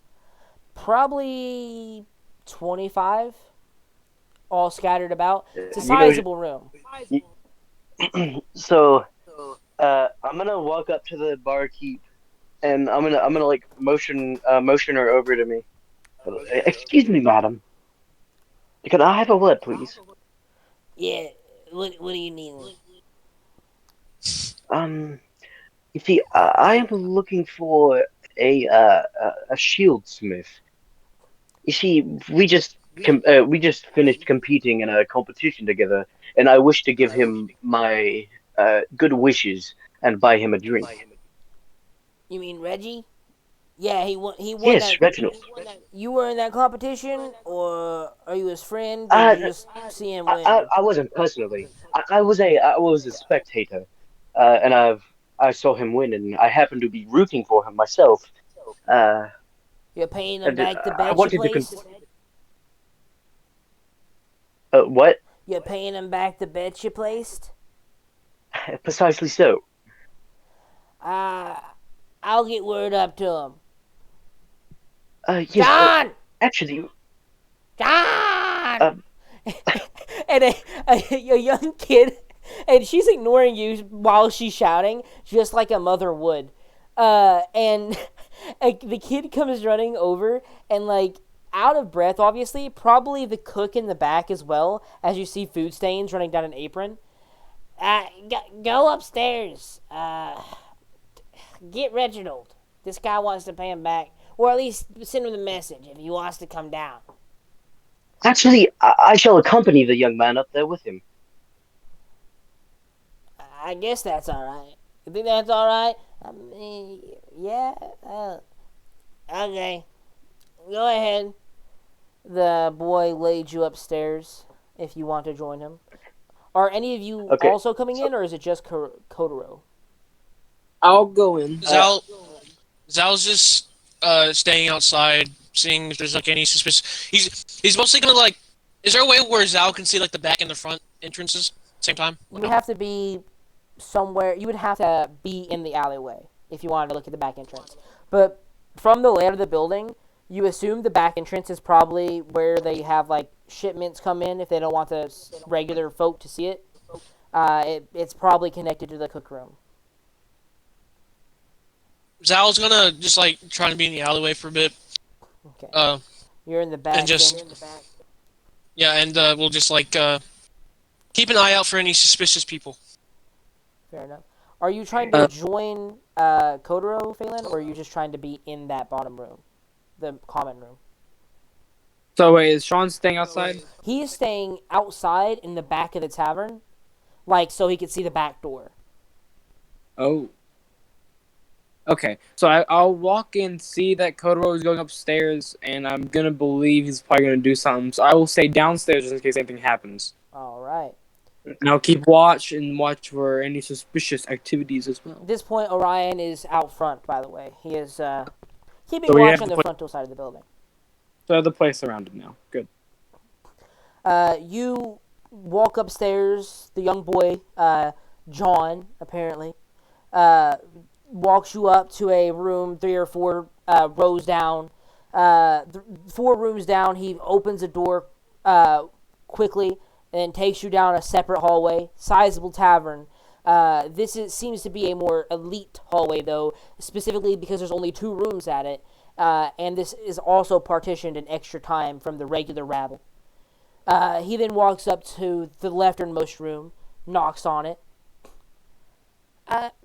Reggie, there's a guy out here. He wanted to congratulate you with, I'm assuming, some toast, ale or something. Don't know if you know him or not. You don't have to. I'm just saying. You hear from the inside. Did he give you a name? Give him your name, sir. He wants to know who you are. Uh, Barnacle Boy.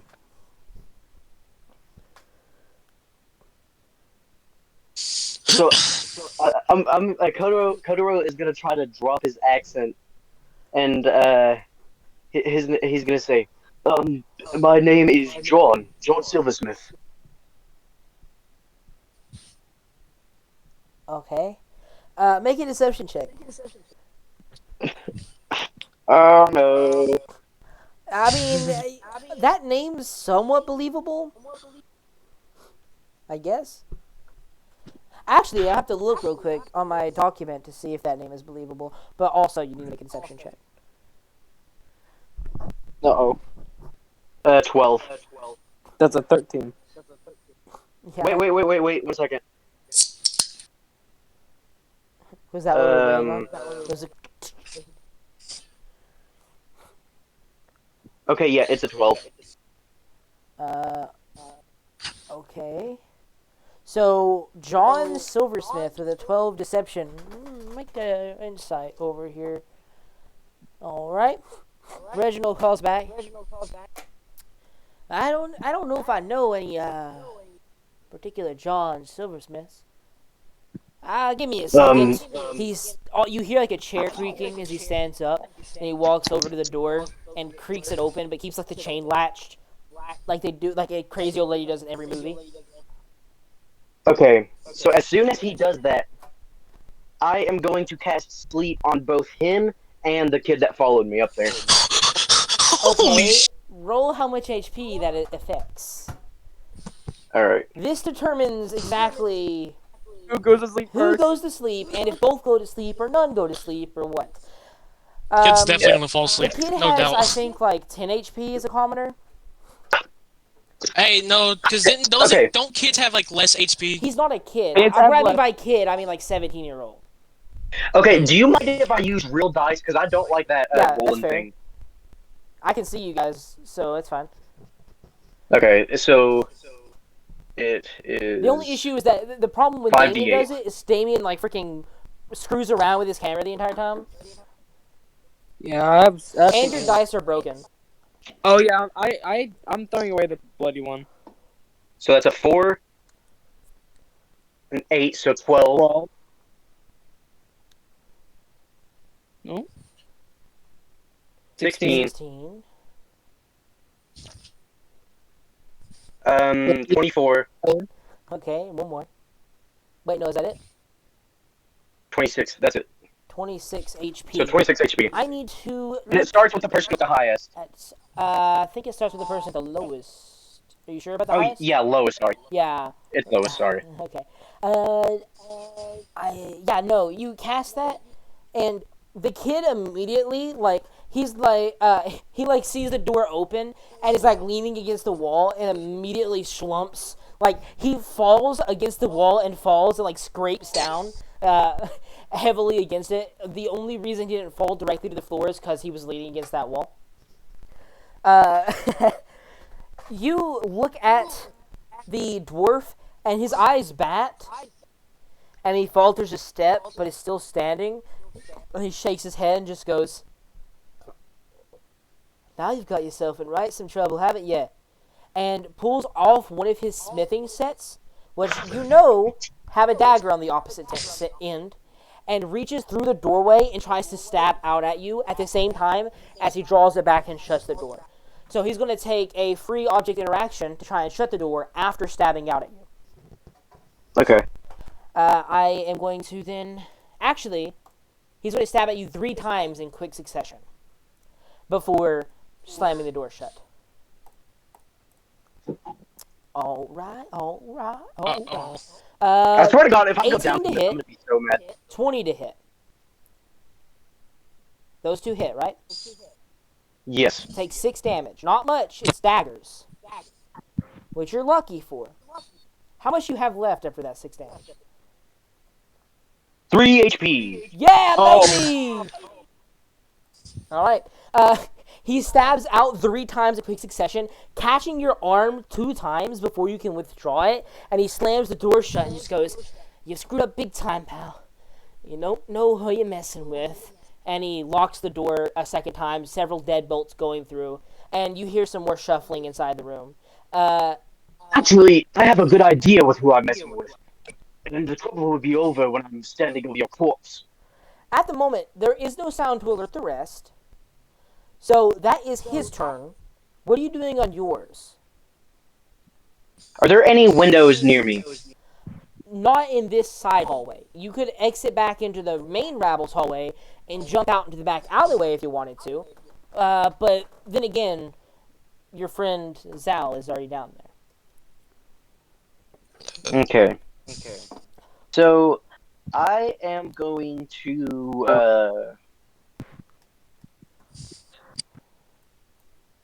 I'm going to cast some sort of spell at this I'm gonna cast at this something. door. I just wanna break it down. I'm I using the just bathroom real don't. quick. BRB. Okay. All right. All right. You Guys, I'm gonna need your help. I'm going to need your You help. have to tell. You have to alert our characters. Our characters have not heard anything. Yeah. So, like, what I was gonna do is I was gonna elbow a window and smash it so you knew something was going on, but there's no windows around me. You could Okay. you could like beat something really really loud and everybody be noticed, but that would alert the Okay. entire tavern. Wait, hold on. Don't you have message? No.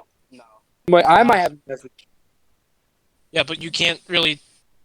I mean, you could probably speak to Kotaro. I can do that. Kotaro, what's going on? Well, that would sort of be like metagaming. Yeah, it would be. So I can't. Oh, I don't have it. Yeah. I have a it. tinderbox. I could set this thing up on fire. All right. So what are you doing in your turn? Okay, so what I'm gonna do is I'm gonna take up my tinderbox and I'm gonna set up a nice little fire right at the door and I'm just gonna start a fire. Okay. Like, okay, You spend everything your around this is action wooden, right? creating a fire. Do what? Everything around me is wooden, right? Yes. This is a mostly wooden, supported by stone. Most of the building would burn down though. Okay, so I'm gonna There do is that. a boy unconscious next to you, just like 17. Just saying. I don't care. Okay, cool. I don't care. I don't give a shit. Okay, after I do that, what I'm gonna do is can I still would it take an action or something to scream for Faylene? That is just a free. You can scream if you want. As it's an action though to start the fire. Okay, so yeah, I'm gonna start the fire and I'm gonna yell for Faylene to come up here. You Or start- Faylene? Is it Faylene? You guys have been always. You guys say Phelan, don't you? Is it Faylene or Phelan? I think it's Faylene, isn't it? It's Faylene, I think. It's Phelan. Okay, Faylene. It's Phelan. It's Phelan. It's Phelan. Faylene. Oh, Bailiff. okay. Yeah, we're all wrong. Oh, Phelan. Okay. Like bailiff. Okay. Also, Damien, did you make this character? Is this William's ex? No, that is that. Actually, I think that name is. It's the same. Something Real else. Let me go look similar. that. Real similar. I saw that like It's earlier really. today. Her name is Phelan. Okay, yeah, sure. So you start a fire, small amounts of kindling. It's catching, not quickly. Takes a minute, and you scream for Phalif. Downstairs, Phalif, you hear a scream for help and or aid and or to combat from Kotaro upstairs. I guess we are killing this guy, and I will run as fast as possible up there, hoping Okay. no one follows. But You start running upstairs. Kotaro uses his turn to do that. On Kotaro's turn, or not on Kotaro's turn, back on the opposing team's turn, you hear a window shatter and several people jumping, obviously, through it as glass crinkles and rolls under their feet. Is this in However, the back alley? yeah, I was gonna say. However, Zal, you see as you hear this window shatter, and Faylene comes running up the staircase, staring down, looking at Kotaro starting a fire. They now jump through the window. Zal, you see a troop of 3 folk. This is Reginald Roundshield, the Do man they who look familiar? antagonized you, as well as the young guy who you couldn't place before. This is the troop that you saw attack Kotaro earlier, as well as Reginald and Toad. Obviously willing, though, Zal, as they begin stepping Zal, down the alleyway. yeah, Zal will see them. Are they running towards me? They are not running directly towards you. They cut to the left quickly. They are making their way toward the dock, and you're not too far from it necessarily. The dock ward. Okay. Zal's going to see them and immediately start running with his maul behind his back. He looks at his maul, and then back at all the stress that he's had to endure during the travel here and the blood he's has seen. All those memories start flooding back to him, and then in like a sudden like primal scream comes from him as he just goes into a rage and then starts rushing to him. But unlike the nervous Zal or angry Zal that you'd see, he seems to be more focused. Although he did yell, he does have more of a focused look, and he is now rushing towards the troop. All right, and this is where we're going to get into our first real combat of the troop. Finally. You see, as you're chasing them, they're running at the same time as you're chasing them. They are as fast as you are at the moment, at least, and are running at pretty much all speed as they could. Reginald seems fast for a dwarf, surprisingly, to be honest. You guys turn a corner with, obviously, Barbarian and Orion hearing Zal's screech not too far away. You guys bend this corner quickly, and now I'll bring up the first battle map, at least for you guys. Sharing screen. Let's go. And So I'm guessing we're they assuming, yeah, I'm assuming they're following. Yeah, they are. Orion and Zal screech out. Kotaro and Faylene are behind, but they can catch up fairly quickly. This is a somewhat longish run. It doesn't take very long, but long enough for them to catch back up. The issue more or less becomes they're at the same speed as you are. And weaving through alleyways doesn't help as they seem to know them better. You right now are this troop up here. Orion is over here with his sword and shield. This is a maul that Zal is wielding. Our wizard folk covered in robes. And our artificer-looking man over here. This down here is Reginald, right here, with his gray hair. The other two are the middle-aged man and the youngish-looking dude. Roll initiative, please. Who's playing as Orion? Yeah, that is fair. We don't have any statistics, I don't think, for Ryan, even. Did Chase not send you his reroll? I don't remember. I'll look. I haven't messaged him enough to make it move too far back if he did. But I don't think so. Well, that's garbage. Nope. No, specific for me. Well, here, hold on, I'll just text him for it. Man, I don't think we're going to be able to catch someone. How can he see the text? His phone's dead, Sean. It That's imploded. true, too. I'm going to assume very basic stats. I'm going to say he has 14 HP. At level 1, that's Let's go, fair. Kotaro. That's fair for a fighter. That's not hit. What? Oh, I did that wrong. I'm going to say he has 14 HP. I'm going to say that he has +7 to hit. That seems fair. Hey, Chase is a paladin, isn't he? Yeah. Yeah. Okay, good. Max HP. Oh, wait, Paladin. Is that a D10? That's a D10. Okay, fair.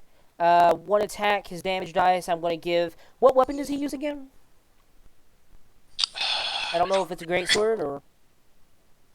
We'll assume longsword for now. Okay, longsword. 1d10. I'm going to say with a +5 to damage. I'm assuming he has maxed out strength. Yeah, that okay, should so be we all don't- that is necessary for this. Anyway. I would have assumed Chase had sent you the reroll, but I guess not. No, he didn't. Nerd. I guess I forgot to ask him for it specifically. Chase is here! He's back? Chase? Can you finally hear me? Yes! Dude, Hey, we literally just just under our need you first right combat. now. Perfect Dude, no. timing. Listen, my phone, I'm like, oh my god, dude, my phone's really making me mad. I look at it, and I swear, if a phone can look at you in a pissed off way, it did. And it turned off. I swear it turned off. I'm like, oh my god. I had to wait however long that was. It finally turned back on, and I had to join the Discord thing. It said I wasn't in it. Joined it again, said I wasn't in it. This is the third time.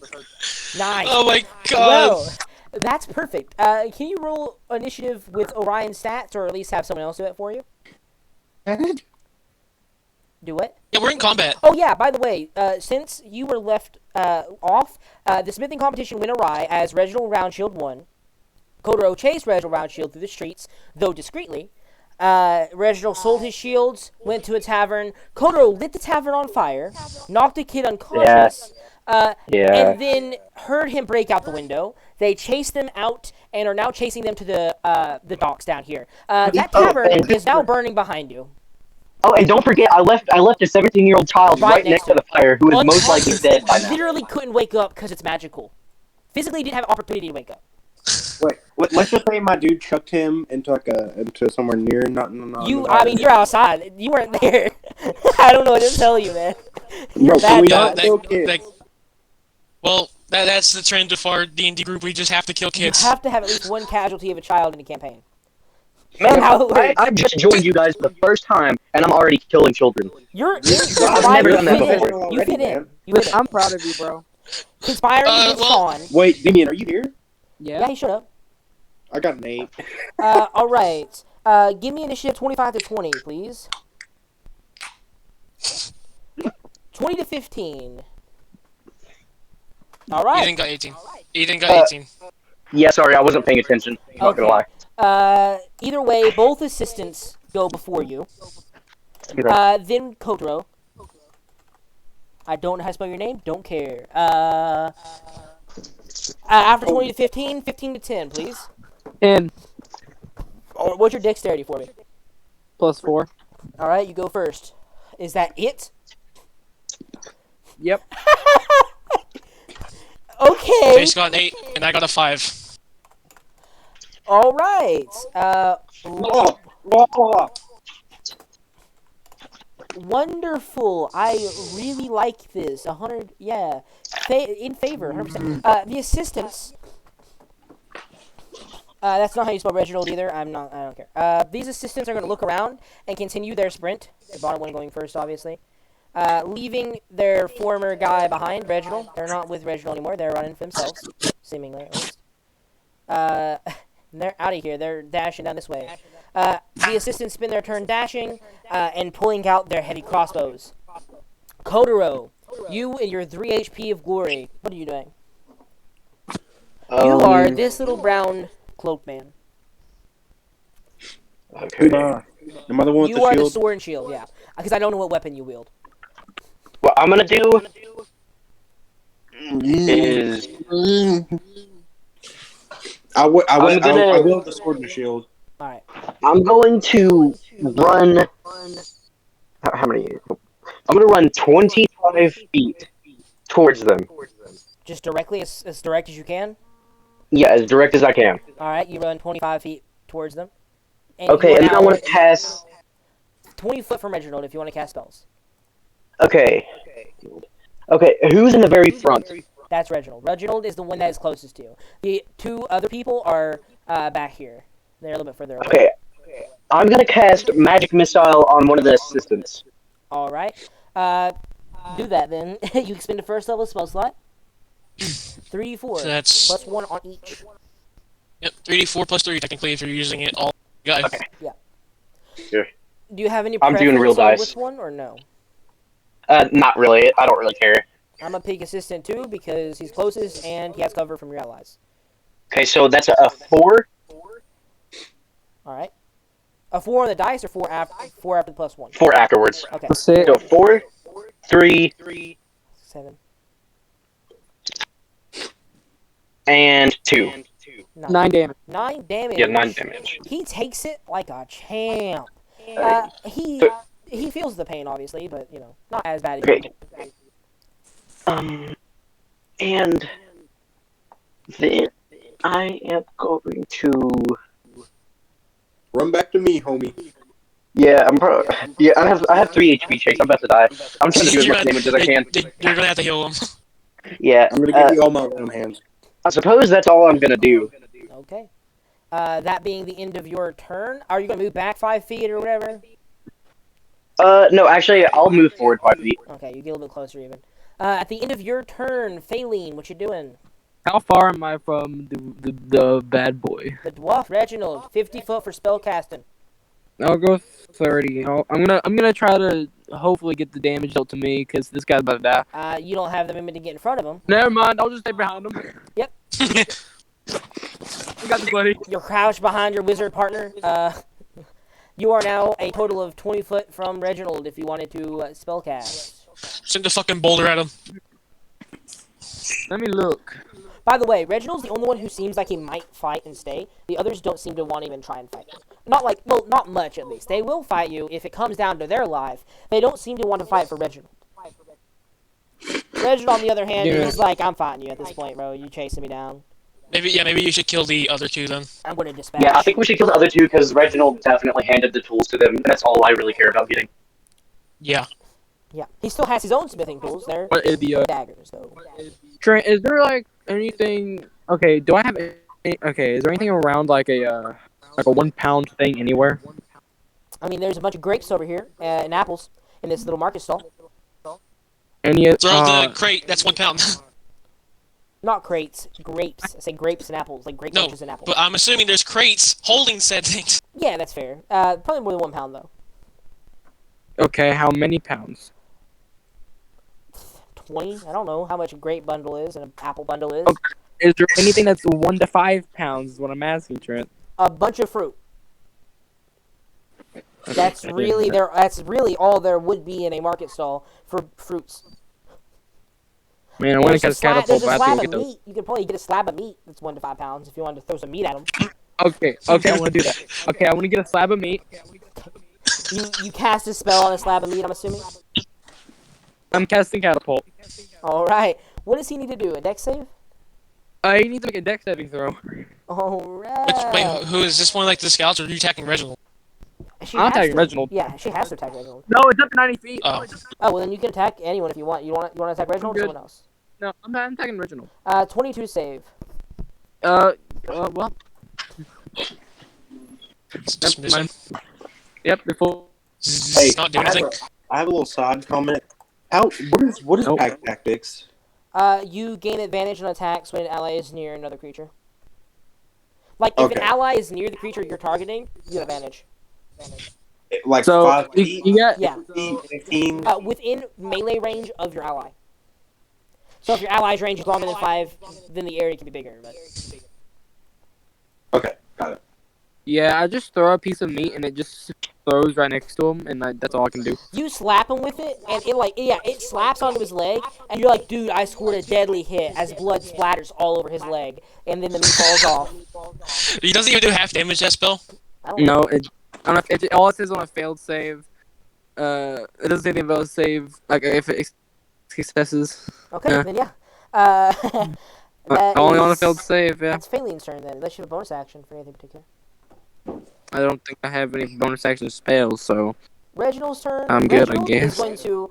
He looks at Kyoto and is like, this guy's probably out of life anyway.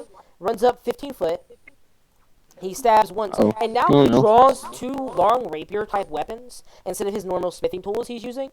They still have smithing implements on them, more like a Swiss knife. A Swiss knife. Instead of his like, okay, this dagger's a hammer. This rapier is a myriad of tools.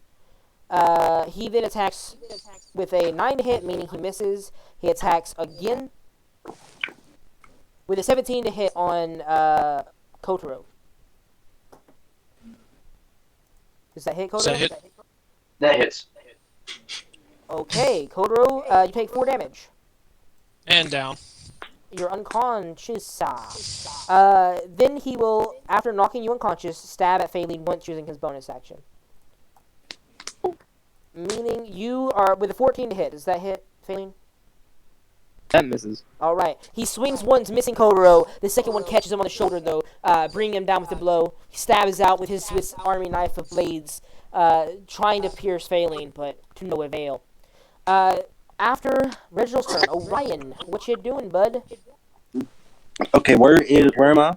You are up here. Okay, now where's old boy? Reginald's down here. Now where is Kotaro? Over here, the red circle man.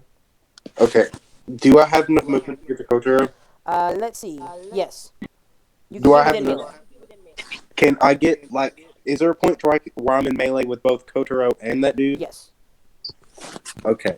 Takes an action to use lay on hands. It takes an action. Yes. Okay. I'm going to go to Kotaro, and I'm going to. First and foremost, I'm bonus actioning. I'm turning into a werewolf. Okay. As a bonus action, the fur grows outwards on Orion, revealing more and more his feral-like form. And then so you guys see, well, except for Kotaro because he's knocked the heck out. You guys see, red light kind of emitting from Orion for a second, and you guys can see him. Yeah, he's a werewolf. He's a werewolf with little bits of red lightning kind of shooting off of him, and he sprints up to Kotaro, and he puts his hand on him, and the red lightning comes from his fingertips and starts to patch up the wounds on him as he's using lay on hands. Kotaro, How much lay on hands? 5. All right. Yeah. You gain 5 HP then. Control back up. Kotaro is prone, but not dying. Alright, that is your turn. Any bonus actions you'd like to do? Chase, I'm going to suck your dick. I already used my bonus action. Yeah, he already used his bonus Oh action. yeah, the transform. DM. Forgot that. You're stupid. Zao, what you doing? Zaz with the run. Can he get in melee? Just barely, yeah. I will do that, as I can't really. I'll follow Reginald. Your rage is still Damien- active, by the way. Yeah, okay. Damien, and Kotaro, when you're awake, please don't worry about this guy. We got him. Wait, did they pass out? Kotaro passed out. Yeah, just give me a second. Yeah. Feline. Kotaro will hit him with his angry might. You said Kotaro. Do I still have my bonus action still, considering that I did that as, preparation? Yeah, I would say so, sure. Okay. A 22, does that hit Reginald? I believe so. Yes, that hits Reginald.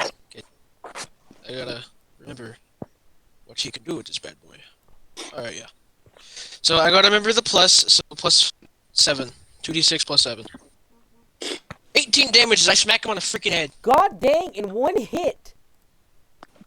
You are so dangerous. Okay, yeah. What are you? Are you a barbarian? Yeah, he's a barbarian. Yep. That'd be 12. Actually, yeah, I'm thinking about that real quick. There's 12. Did I do it? 5, 6, 7. No, no, you didn't do it.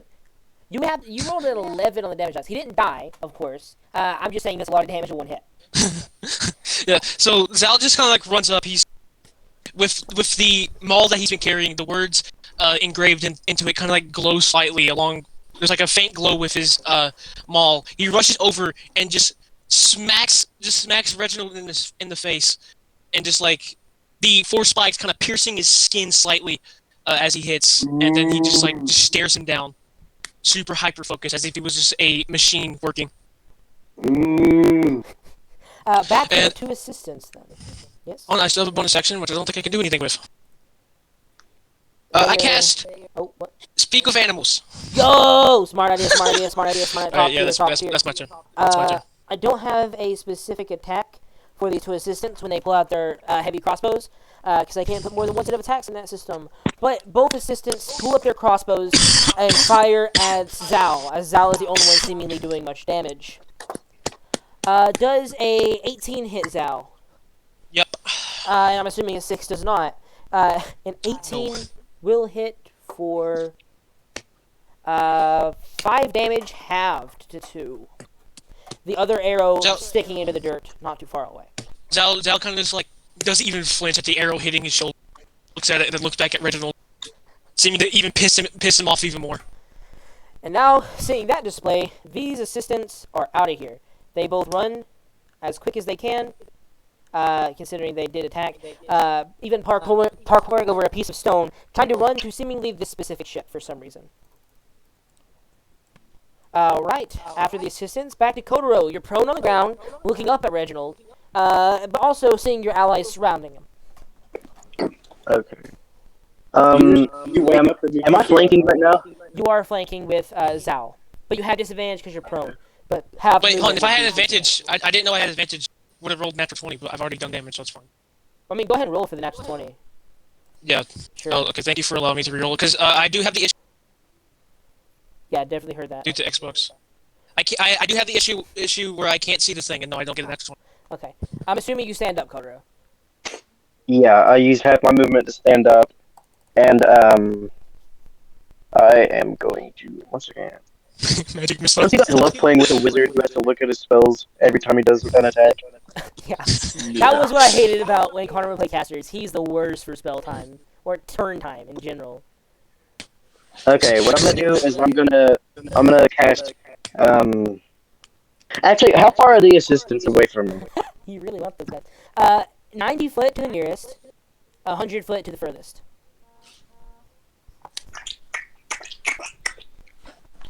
Okay, I'm going to cast Firebolt on the one that I hit before. Alright, go ahead and cast Firebolt then. Roll the hit, Mom. Roll the hit.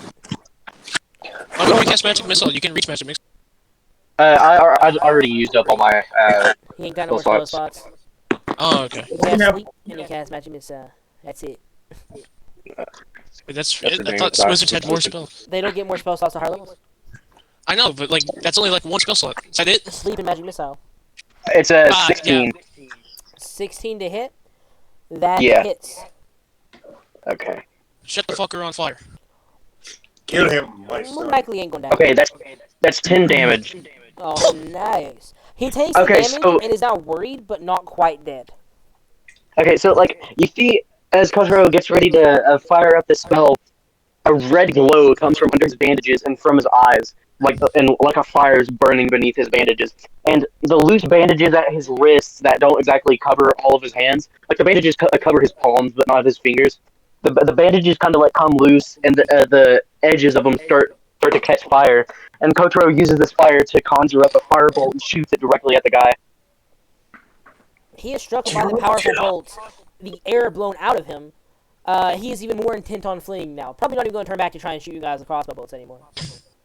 The other guy's like... What do you fellas gotta go after this guy? Phelan, and the Kotaro has anything else? You can still technically move within like 15 feet for backward. But you will get Yeah, but if I move, I'm not doing that. Yeah, he'll just Okay. die. I'm one attack away from dying, bro. Yeah, but the second That's time in true. session that he would actually have a medicine check or die. Wait, you want to know something funny? What? I just realized since I flavor dexted that lay on hands to look like lightning, I defibbed you back to life.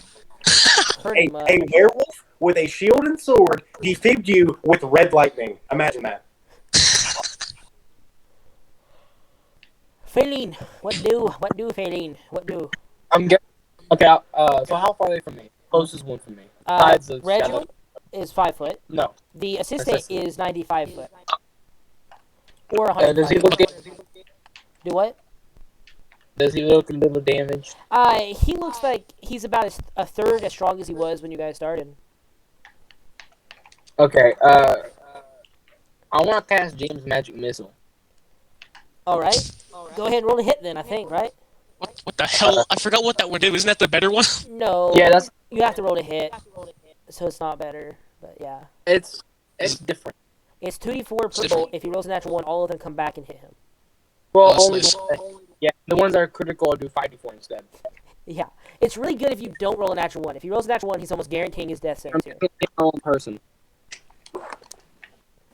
Alright, roll a Can hit. I roll to hit in person because anytime I close out of this app it crashes? Sure. If you can pull up your Okay. little camera thing. See what you guys see first. So I'm gonna roll it and see what you guys can see that. Wait, I have a quick question. Yeah. Do it fart? Is It's it a your 3? That misses, I assure You you. guys, just so you guys can see it. Yeah, we Okay. can see it. That's a miss. That is a miss. 15 hits. Yep. 18 hits. 2 hits. So that's 44 damage. That's 3. 3 and 2. So 5. 5, 6, 7. No. 5. 5, 6, 7, 8, 9. 7, 9. 9. He is hurting, still not dead, getting peppered to the point where he should die. If you guys hit him again, he's probably dead. 100% almost even. But yeah, he's still alive and super intent on not returning. I don't know which ship they're getting on, so. And I wanted to run 30 feet towards him without getting into the melee of Reginald. You're already in the melee of Reginald because Reginald ran towards you last turn. I thought he was behind Kotaro, though. How is he? Yeah, I am. Because he ran up to Kotaro to stab Kotaro to go unconscious, then stab Valine. Oh, yeah, that's true. Yeah, he did stab you. If you look at the battle map, you guys can see positioning better, but you can't because you're bad. Okay. So any movement? Damien, how much HP do you have? 10. Take the up. Okay, sure. I like your way of fun. I'll take the opportunity. You want to take the op to run 30 foot towards them? Yeah. All right. You're 30 foot closer now. Reginald will stab you. He lashes out with his Swiss Army knife of rapiers with a 6 to hit. He misses. Oh, yeah! Hey! See, I told you. It's now Reginald's turn. Oh, shit. Reginald is going to look around at each of you guys and just shake his head. I bet you guess who he's going to hit. Yeah. He stabs Yoroto with a 19 to hit, dealing 5 damage, immediately knocking you unconscious. Yeah, fuck. He just lashes out with one of his rapiers very quickly, bringing you down low yet again. His other 2 strikes, however, land on Orion because he seems to wake you back up. 17, 21, do those hit, Orion? 17 doesn't, 21 does. 21, you take 5 damage as his rapier lashes out towards you, slicing into your chest. Okay, so... Well, isn't it also halved? Yeah, it's half. So Yes. it's 2 damage? 2 damage. 2 damage. Bro, I'm stupid. What? I have an 18 AC, not a 16. That was still a 19. I have a shield. 19 still hit you, though. So it's fine, you still died. It doesn't matter. Both ways! I think there's a few hits that wouldn't have hit him, though, but it's fine. Reginald's Okay, it's fine. massacring. I should have noticed that earlier. I mean, yeah, I don't know, but Ryan, it's back to you. You've been in action, trying to medicine Kotaro again. Kotaro, I mean. Mine? I don't know. It's your turn. It's up to you. It's your turn. Okay, does anyone have healing spells? No. They're both wizard spellcasters. Oh my god. One real wizard, one lesser wizard. Then you're pretty much a heal guy with only 5 healing points right now. Yeah, and you spent all 5 of them again. What was I supposed to do? You can average them out. You don't have to. You can go 1 HP. You could have Yeah, you come don't have to go 4 for times in a 5. row. That's fine though, Chase. Okay, Just do I whatever you guess think. if he has to make death saving throws, don't he? It ain't his turn yet. Yeah. He does. So I have time. You do have time, yes. Okay, I'm just gonna go for an attack. Fair enough. Okay, yeah, I mean, Because I Yeah. have attack tactics because I'm at half health, so I have advantage on my hits. you're at half. Yeah. Oh, yeah, you probably are at half werewolf health. Yeah, I have 4 weapon health. I'm at 2. Yeah, so you have back tactics. Go ahead. Okay, so that's 20 plus. He becomes more feral as he takes damage. And you see this 2 as his wolven side comes out a little bit more, helping him in combat. I just realized that he doesn't even get divine smite. Thank God you have advantage. He got nothing. Paladins are basically fighters at first level. That's a 24. I was so close to a natural 20, but that hits. 24 Definitely. hits. That's, I believe, if I'm correct, which I always am because I'm just that cool. That's a D8 plus 3. D8 plus 3. What's your strength mod? 3. Okay, yeah. 8 damage, baby. 8 damage. 8 damage.